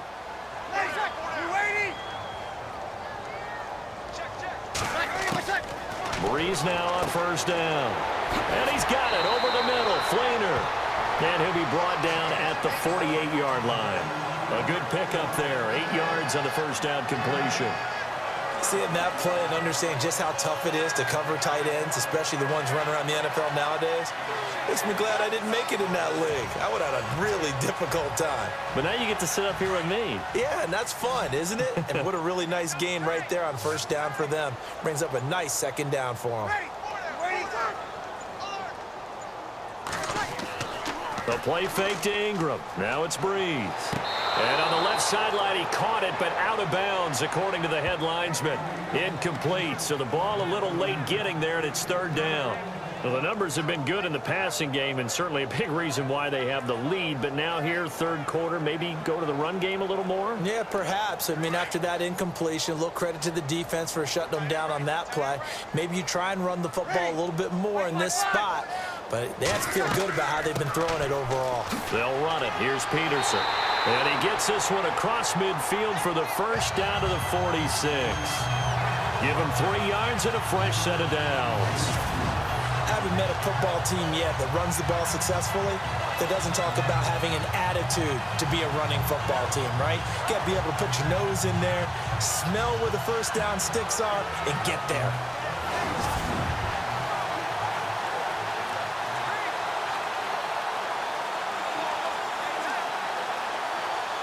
And a new set of downs here after picking up the first on the ground.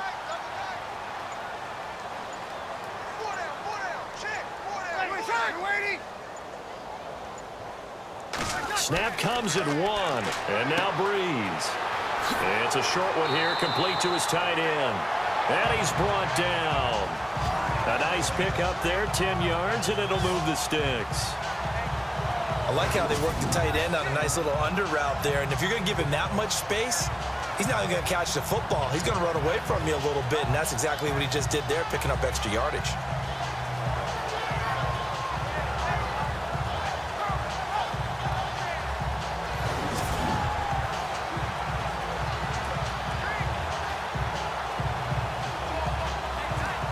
So here we go, 1st and 10 now.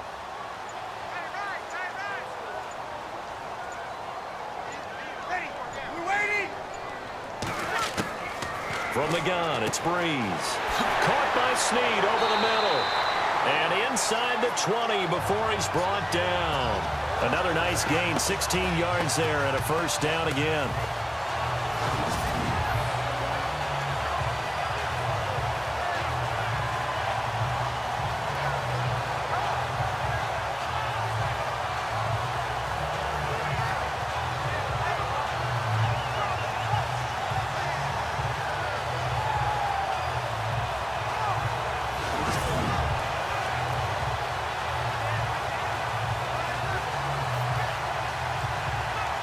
The offense lining up 1st and 10.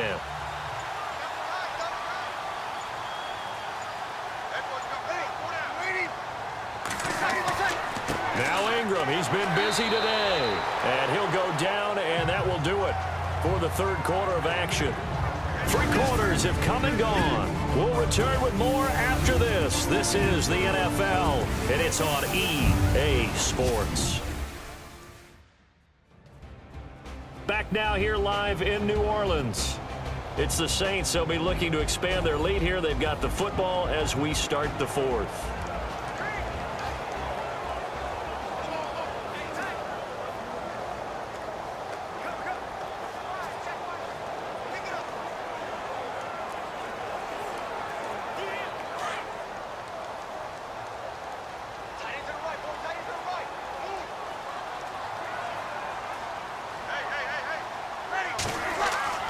On 2nd down, here's Breeze.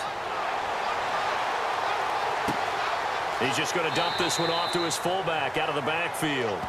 It'll be a gain of 6, and all of a sudden here, it's 3rd down.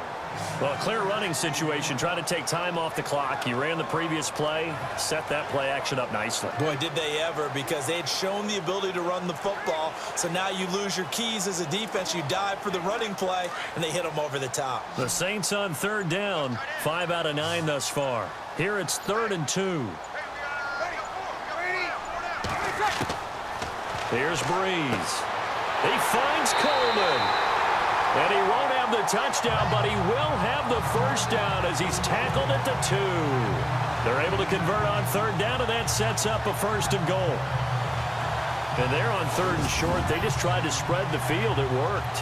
And I think that the spreading of the field, the extra receivers, has really become the next in the evolutionary chain in the NFL. Go all the way back in that situation, you're handed to the fullback, right? As we evolve, maybe you pitched it to your tailback. Now you spread the field, and you have your choices of where to throw it and complete it for a 1st down. They'll look to run with Ingram. And the second wave of tacklers is going to get him as they stop him behind the line. It's a loss of a yard there, and now second down. Brandon, it's clearly a running situation when you're up in the fourth quarter. They're going to have to stack the box and make it difficult for them to move the ball. Made it very difficult right there. Now they need to repeat that effort. Yeah, bring 7, 8, 9, whatever it's going to take to slow them down.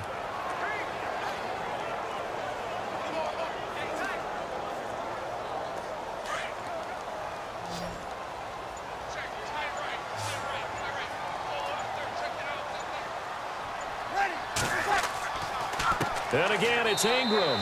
That is not going to be any help as they dump him behind the line of scrimmage. It's a loss of 2, now third down. And in this situation with a lead fourth quarter, they're liking keeping the ball on the ground, I'm sure. It's just smart football, but you know the defense has to know it as well. They've got to stop them here. So now we're going to see that loading the box in a big way.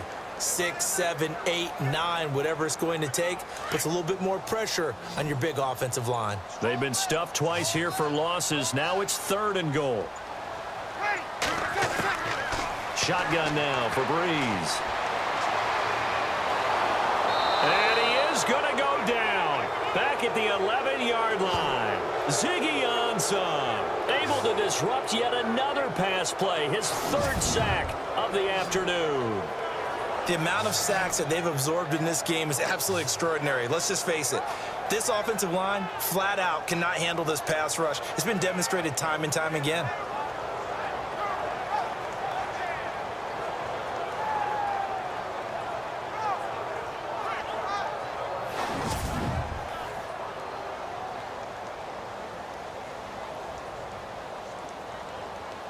On 4th down, off goes Drew Brees, and on comes the Saints kicker, Will Lutz, for the field goal attempt.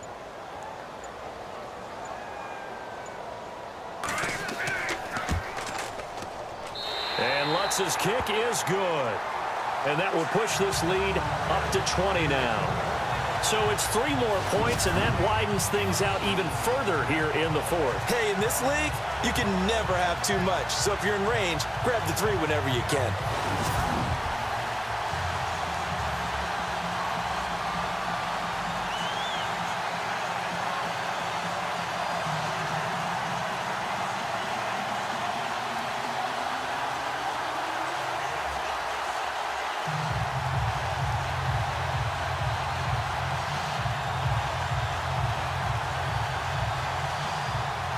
Morstead, the punter, out to kick it off.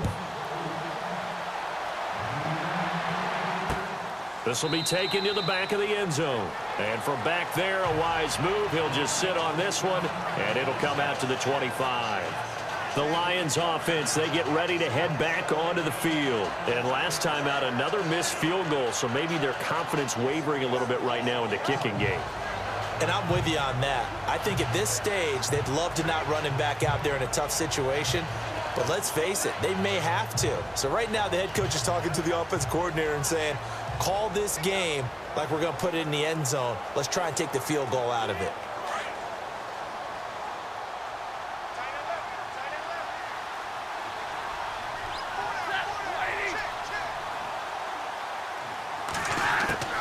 Now a first down throw. Stafford. Over the middle, complete to Tate. And they'll take him down at the 31-yard line. A gain of 6 there on first. Hard to believe his first catch of the game defensively. They bottled him up. That's why they're well on their way to victory. Put your best cover guy on him and then change the coverages behind him throughout the game. Brackets, double, zone, man, you name it. Make sure he gets a lot of angles.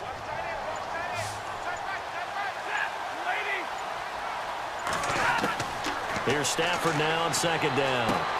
He goes underneath to Abdullah. And he'll be taken down, but not before he gets into enemy territory. A good pickup there, a 22. You cannot write these guys off just yet, not with a quarterback like that under center. You mean it actually crossed your mind with him running the team that you could actually maybe write this game off? Not yet. Not a chance. Not with him. We've seen it too many times.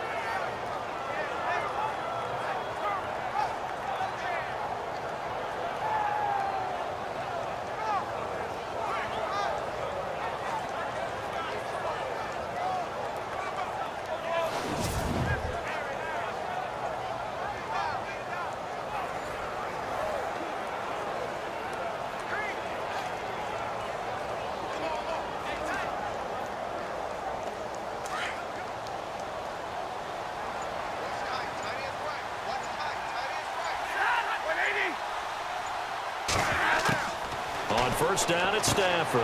Ebron with it over the middle. And he's brought down. They get 10 more there, and I believe that'll be enough for another first down at will. And after that completion, you can understand why so many teams in the league are emphasizing speed on defense at every position. The tight ends have created so many tough matchups now. If you can't run with a tight end as a linebacker, this is going to be the result every time.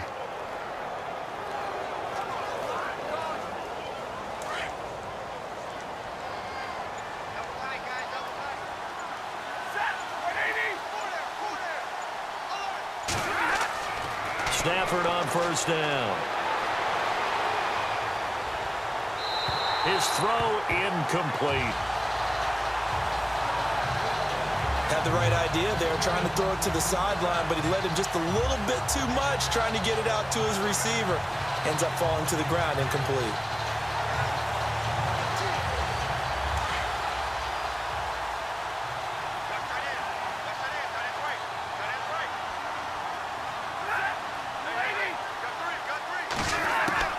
Back to the air. Stafford on second down.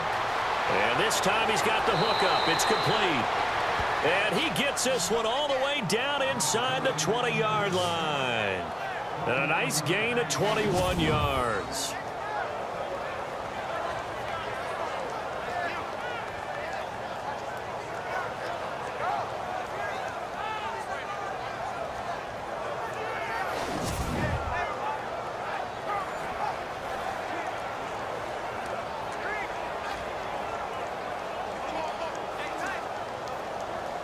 And the defense with their backs against the wall a little bit here as the offense is in the red zone.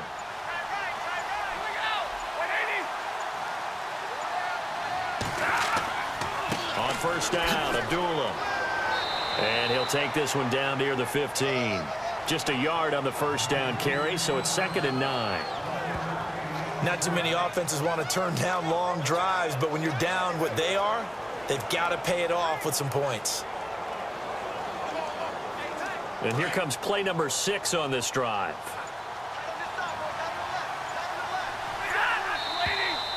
Now whistles and a flag down. Looked like one of the Lions linemen might have moved.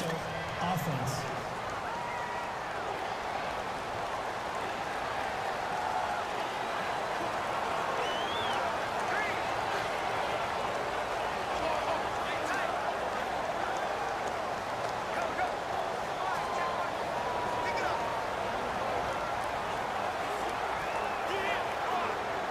Offense needs something here on second down. It is 2nd and long.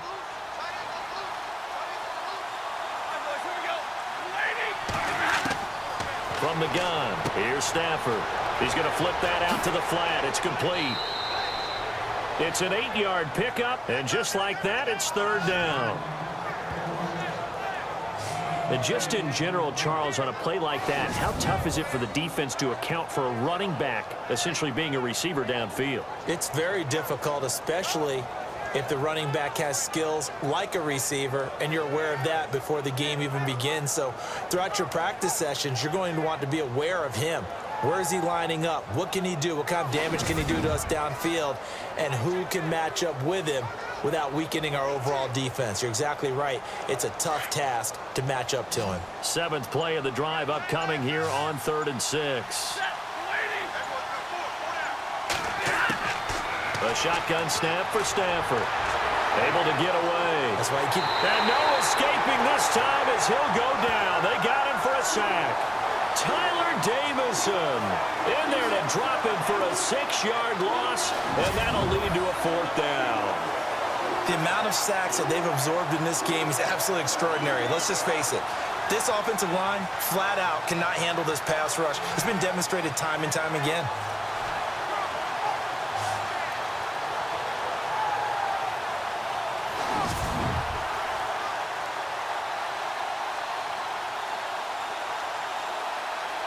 Their already slim hopes are going to ride on this one. They'll go on 4th down.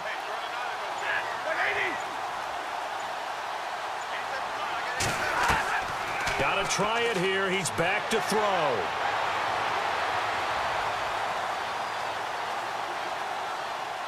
And they will not be able to hook up there it's incomplete. Jim Caldwell's guys cannot come through there on 4th down. And the Saints will have the football back. Well, they were looking for a clutch play there on 4th, unable to come up with it. How about that defense, though, huh? How about that D? Yeah, momentum swing. And, you know, I remember playing how much 4th downs were emphasized. You know, because, as you said, it's a momentum play. It's also a big test for you. You know, if people are going to go for it on 4th down, they believe you're not up to the challenge. You want to show them differently.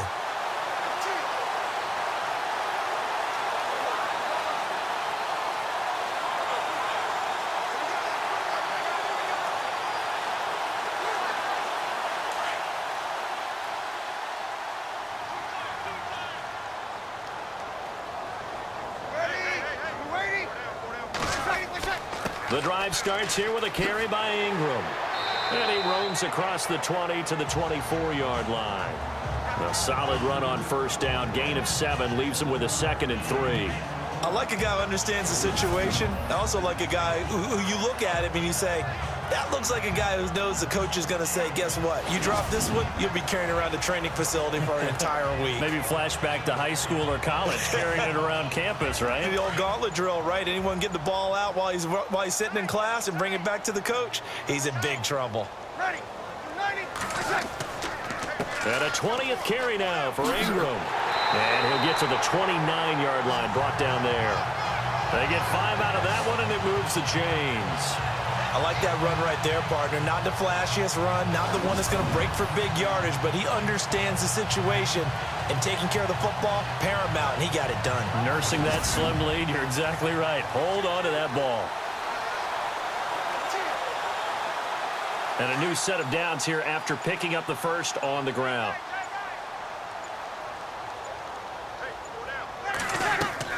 They'll run it now out of the gun. And down he goes, but he takes it up to the 40. It's a gain of 11 yards that time, and it produces a new set of downs. I think this defense tired of seeing him run the football, and this D-line probably getting sick of the O-line as well.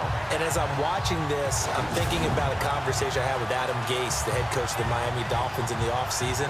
He told me that he asked his running backs each week for their favorite runs. Give me your 3 top runs.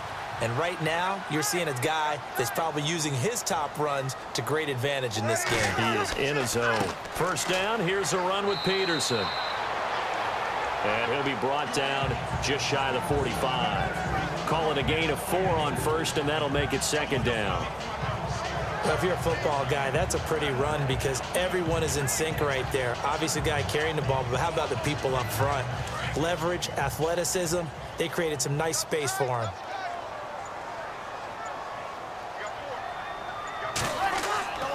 Again, Peterson. Give him 4 on the carry, and it'll make this a 3rd and about 2. This drive is pretty clear. Almost feels like old school fundamentals, doesn't it? Want to impose their will on the defense. What's that, 5 straight runs? Yeah, 5 straight carries to start this drive, and like you said, the way it's working, they may just stick with it. The Saints on 3rd down. They've converted 6 times and could use a 7th here. This time they face a 3rd and 2. They'll try to run for the first with Ingram. No gain there on the play, and that's going to leave them with a 4th down. This late in the game, Charles, I think you maybe seriously have to think about going for it. Especially where they are in terms of field position, because this is almost like no man's land. Might hurt your punter because there might not be enough space, maybe too far for your field goal kicker. I'm like the old rule. Possession is 9/10 of the law. Possession is 9/10 of winning the game. Go for it, get the first down, close it out. Here's Thomas Morstead now, as he'll punt it away for the 4th time today.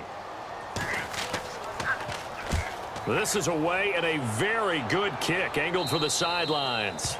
And this will be out of bounds, and they spot it at the 15-yard line. Not too bad. Here's the Lion offense now as they get ready to take over. They had a great drive going last time. They were moving the ball, and then all of a sudden it just stalled out. So we'll see what they can do here, Charles. And it's always easy to second guess when you don't get it on a 4th down try. but they had to like the feeling that they had going on offense. They want to continue to see if they can capture that again on this drive and maybe get in the same position. Yeah, and that's, I mean, like I said, they were moving the football. It's not like they went 4 and out, so I don't think it's a deal where the offense doesn't have confidence. No, I agree with you totally on that one. If anything, they may have gained more confidence. Okay, they stopped us once. That's all right. Let's keep moving it. Make them do it again. And it pops free. The collision there jarred the ball loose and brings up second down.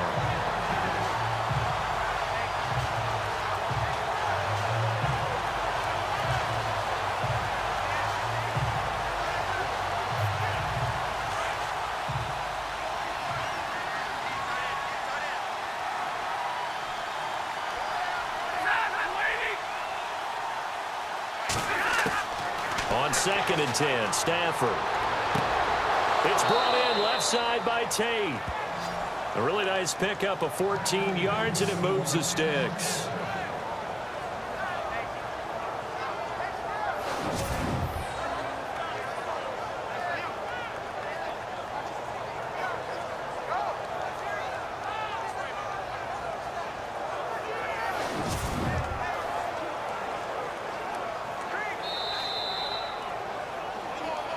Time for a break.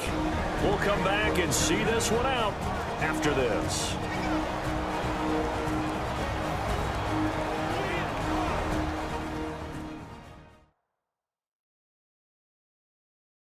So the Lions in possession of the football as we welcome you back. And let's see what they've come up with offensively after having time to talk it over.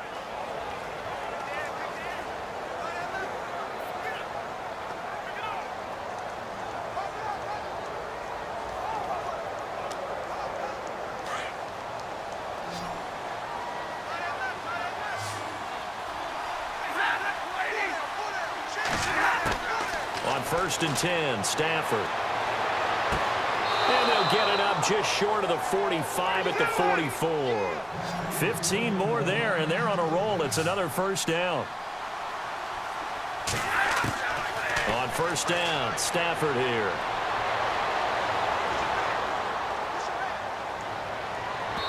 And unable to connect on the long pass. It falls down incomplete. He was trying to get it to T.J. Jones that time. And now it's 2nd down. The effort's always going to be there. Everyone's always going to try and make a catch, but underthrown balls, I think, are the toughest ones to come back and get because usually your momentum's going in the opposite direction when you're trying to stop, break, and come back and get it. 2nd and 10, Stafford again. Open man, the tight end fails. And he'll be brought down at the 48-yard line. 8 yards on the completion, but now they face 3rd down.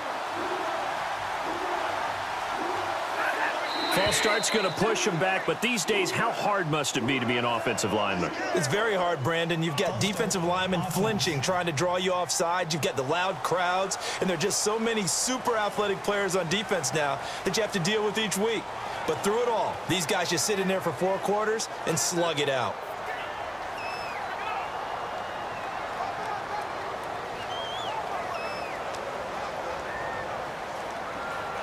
The Saints with an extra defensive back here on 3rd on the field. Could they blitz?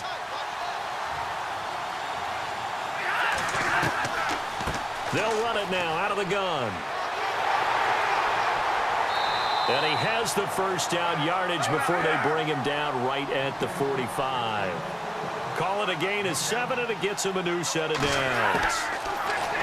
Stafford now to throw. Toward the center of the field, but it's incomplete. He was looking for Theo Riddick there. That'll bring up 2nd down.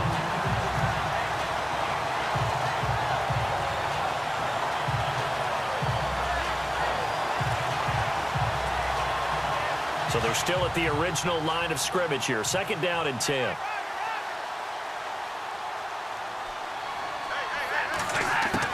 To throw again. Stafford. The left side completion to Jones. And he's going to get this inside the 30. That one good for 16, and the drive will continue. On 1st down, Stafford over the middle, it's Fells. And he'll be brought down at the 21, just shy of the 20 in the red zone. A good pickup there. 8 yards on the first down completion. Now whistles and a flag down. Looked like one of the Lions linemen might have moved.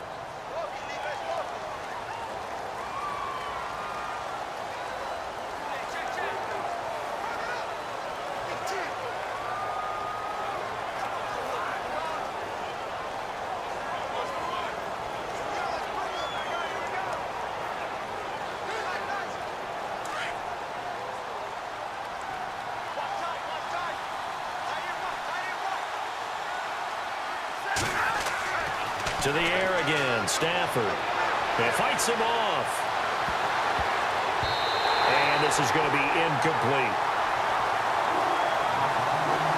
That one didn't quite make it to the target, but that's not always a function of the strength of the arm of the quarterback, is it? Sometimes there's just too much pressure there.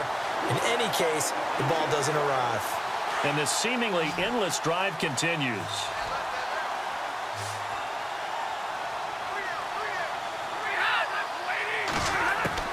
Throwing on third down, Stafford. And he is out of bounds, but not before taking this inside the 10 to the 7. They're able to convert on third down, and that sets up a 1st and goal. Clock management definitely critical here if they want to get back in this game. Absolutely agreed. They have to up the tempo in this case, down a couple of scores. Want to make sure they have a chance to win this ball game.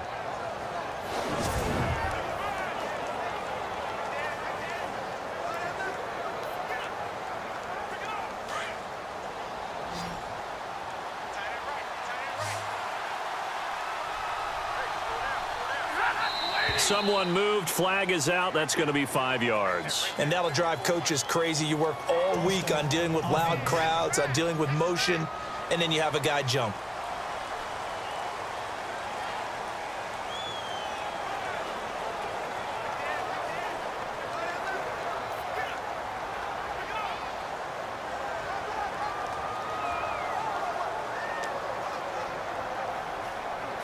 And a really long drive here, and it goes on and on.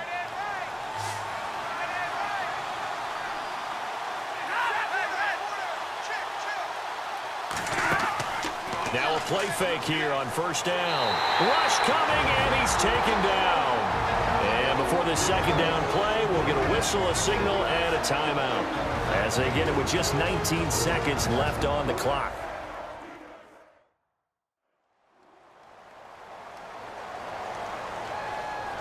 So the offense took the timeout. Looks like they're ready to go as we get set to resume the action.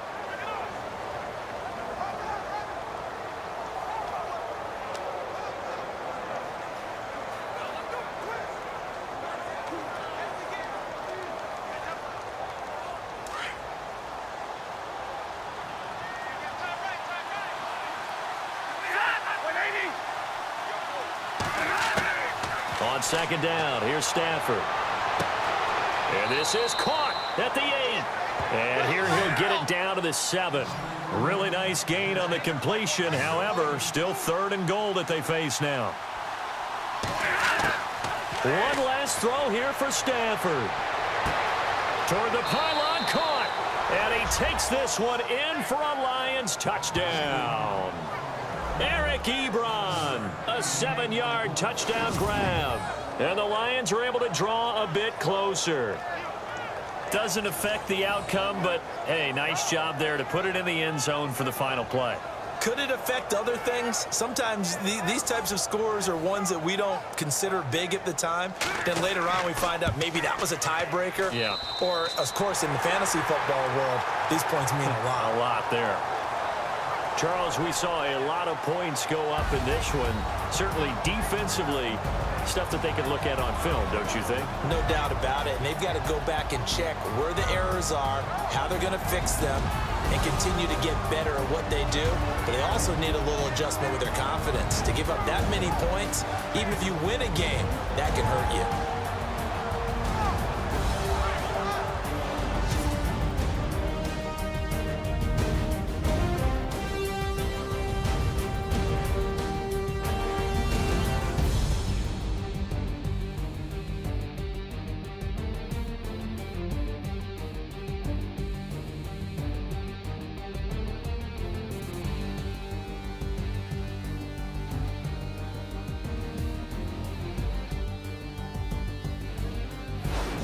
So that'll do it for us. For my partner, Charles Davis, and all the hard-working men and women on our crew, I'm Brandon Gaudin. You've been watching the NFL right here on EA Sports. The Saints are winners here as we say so long from New Orleans.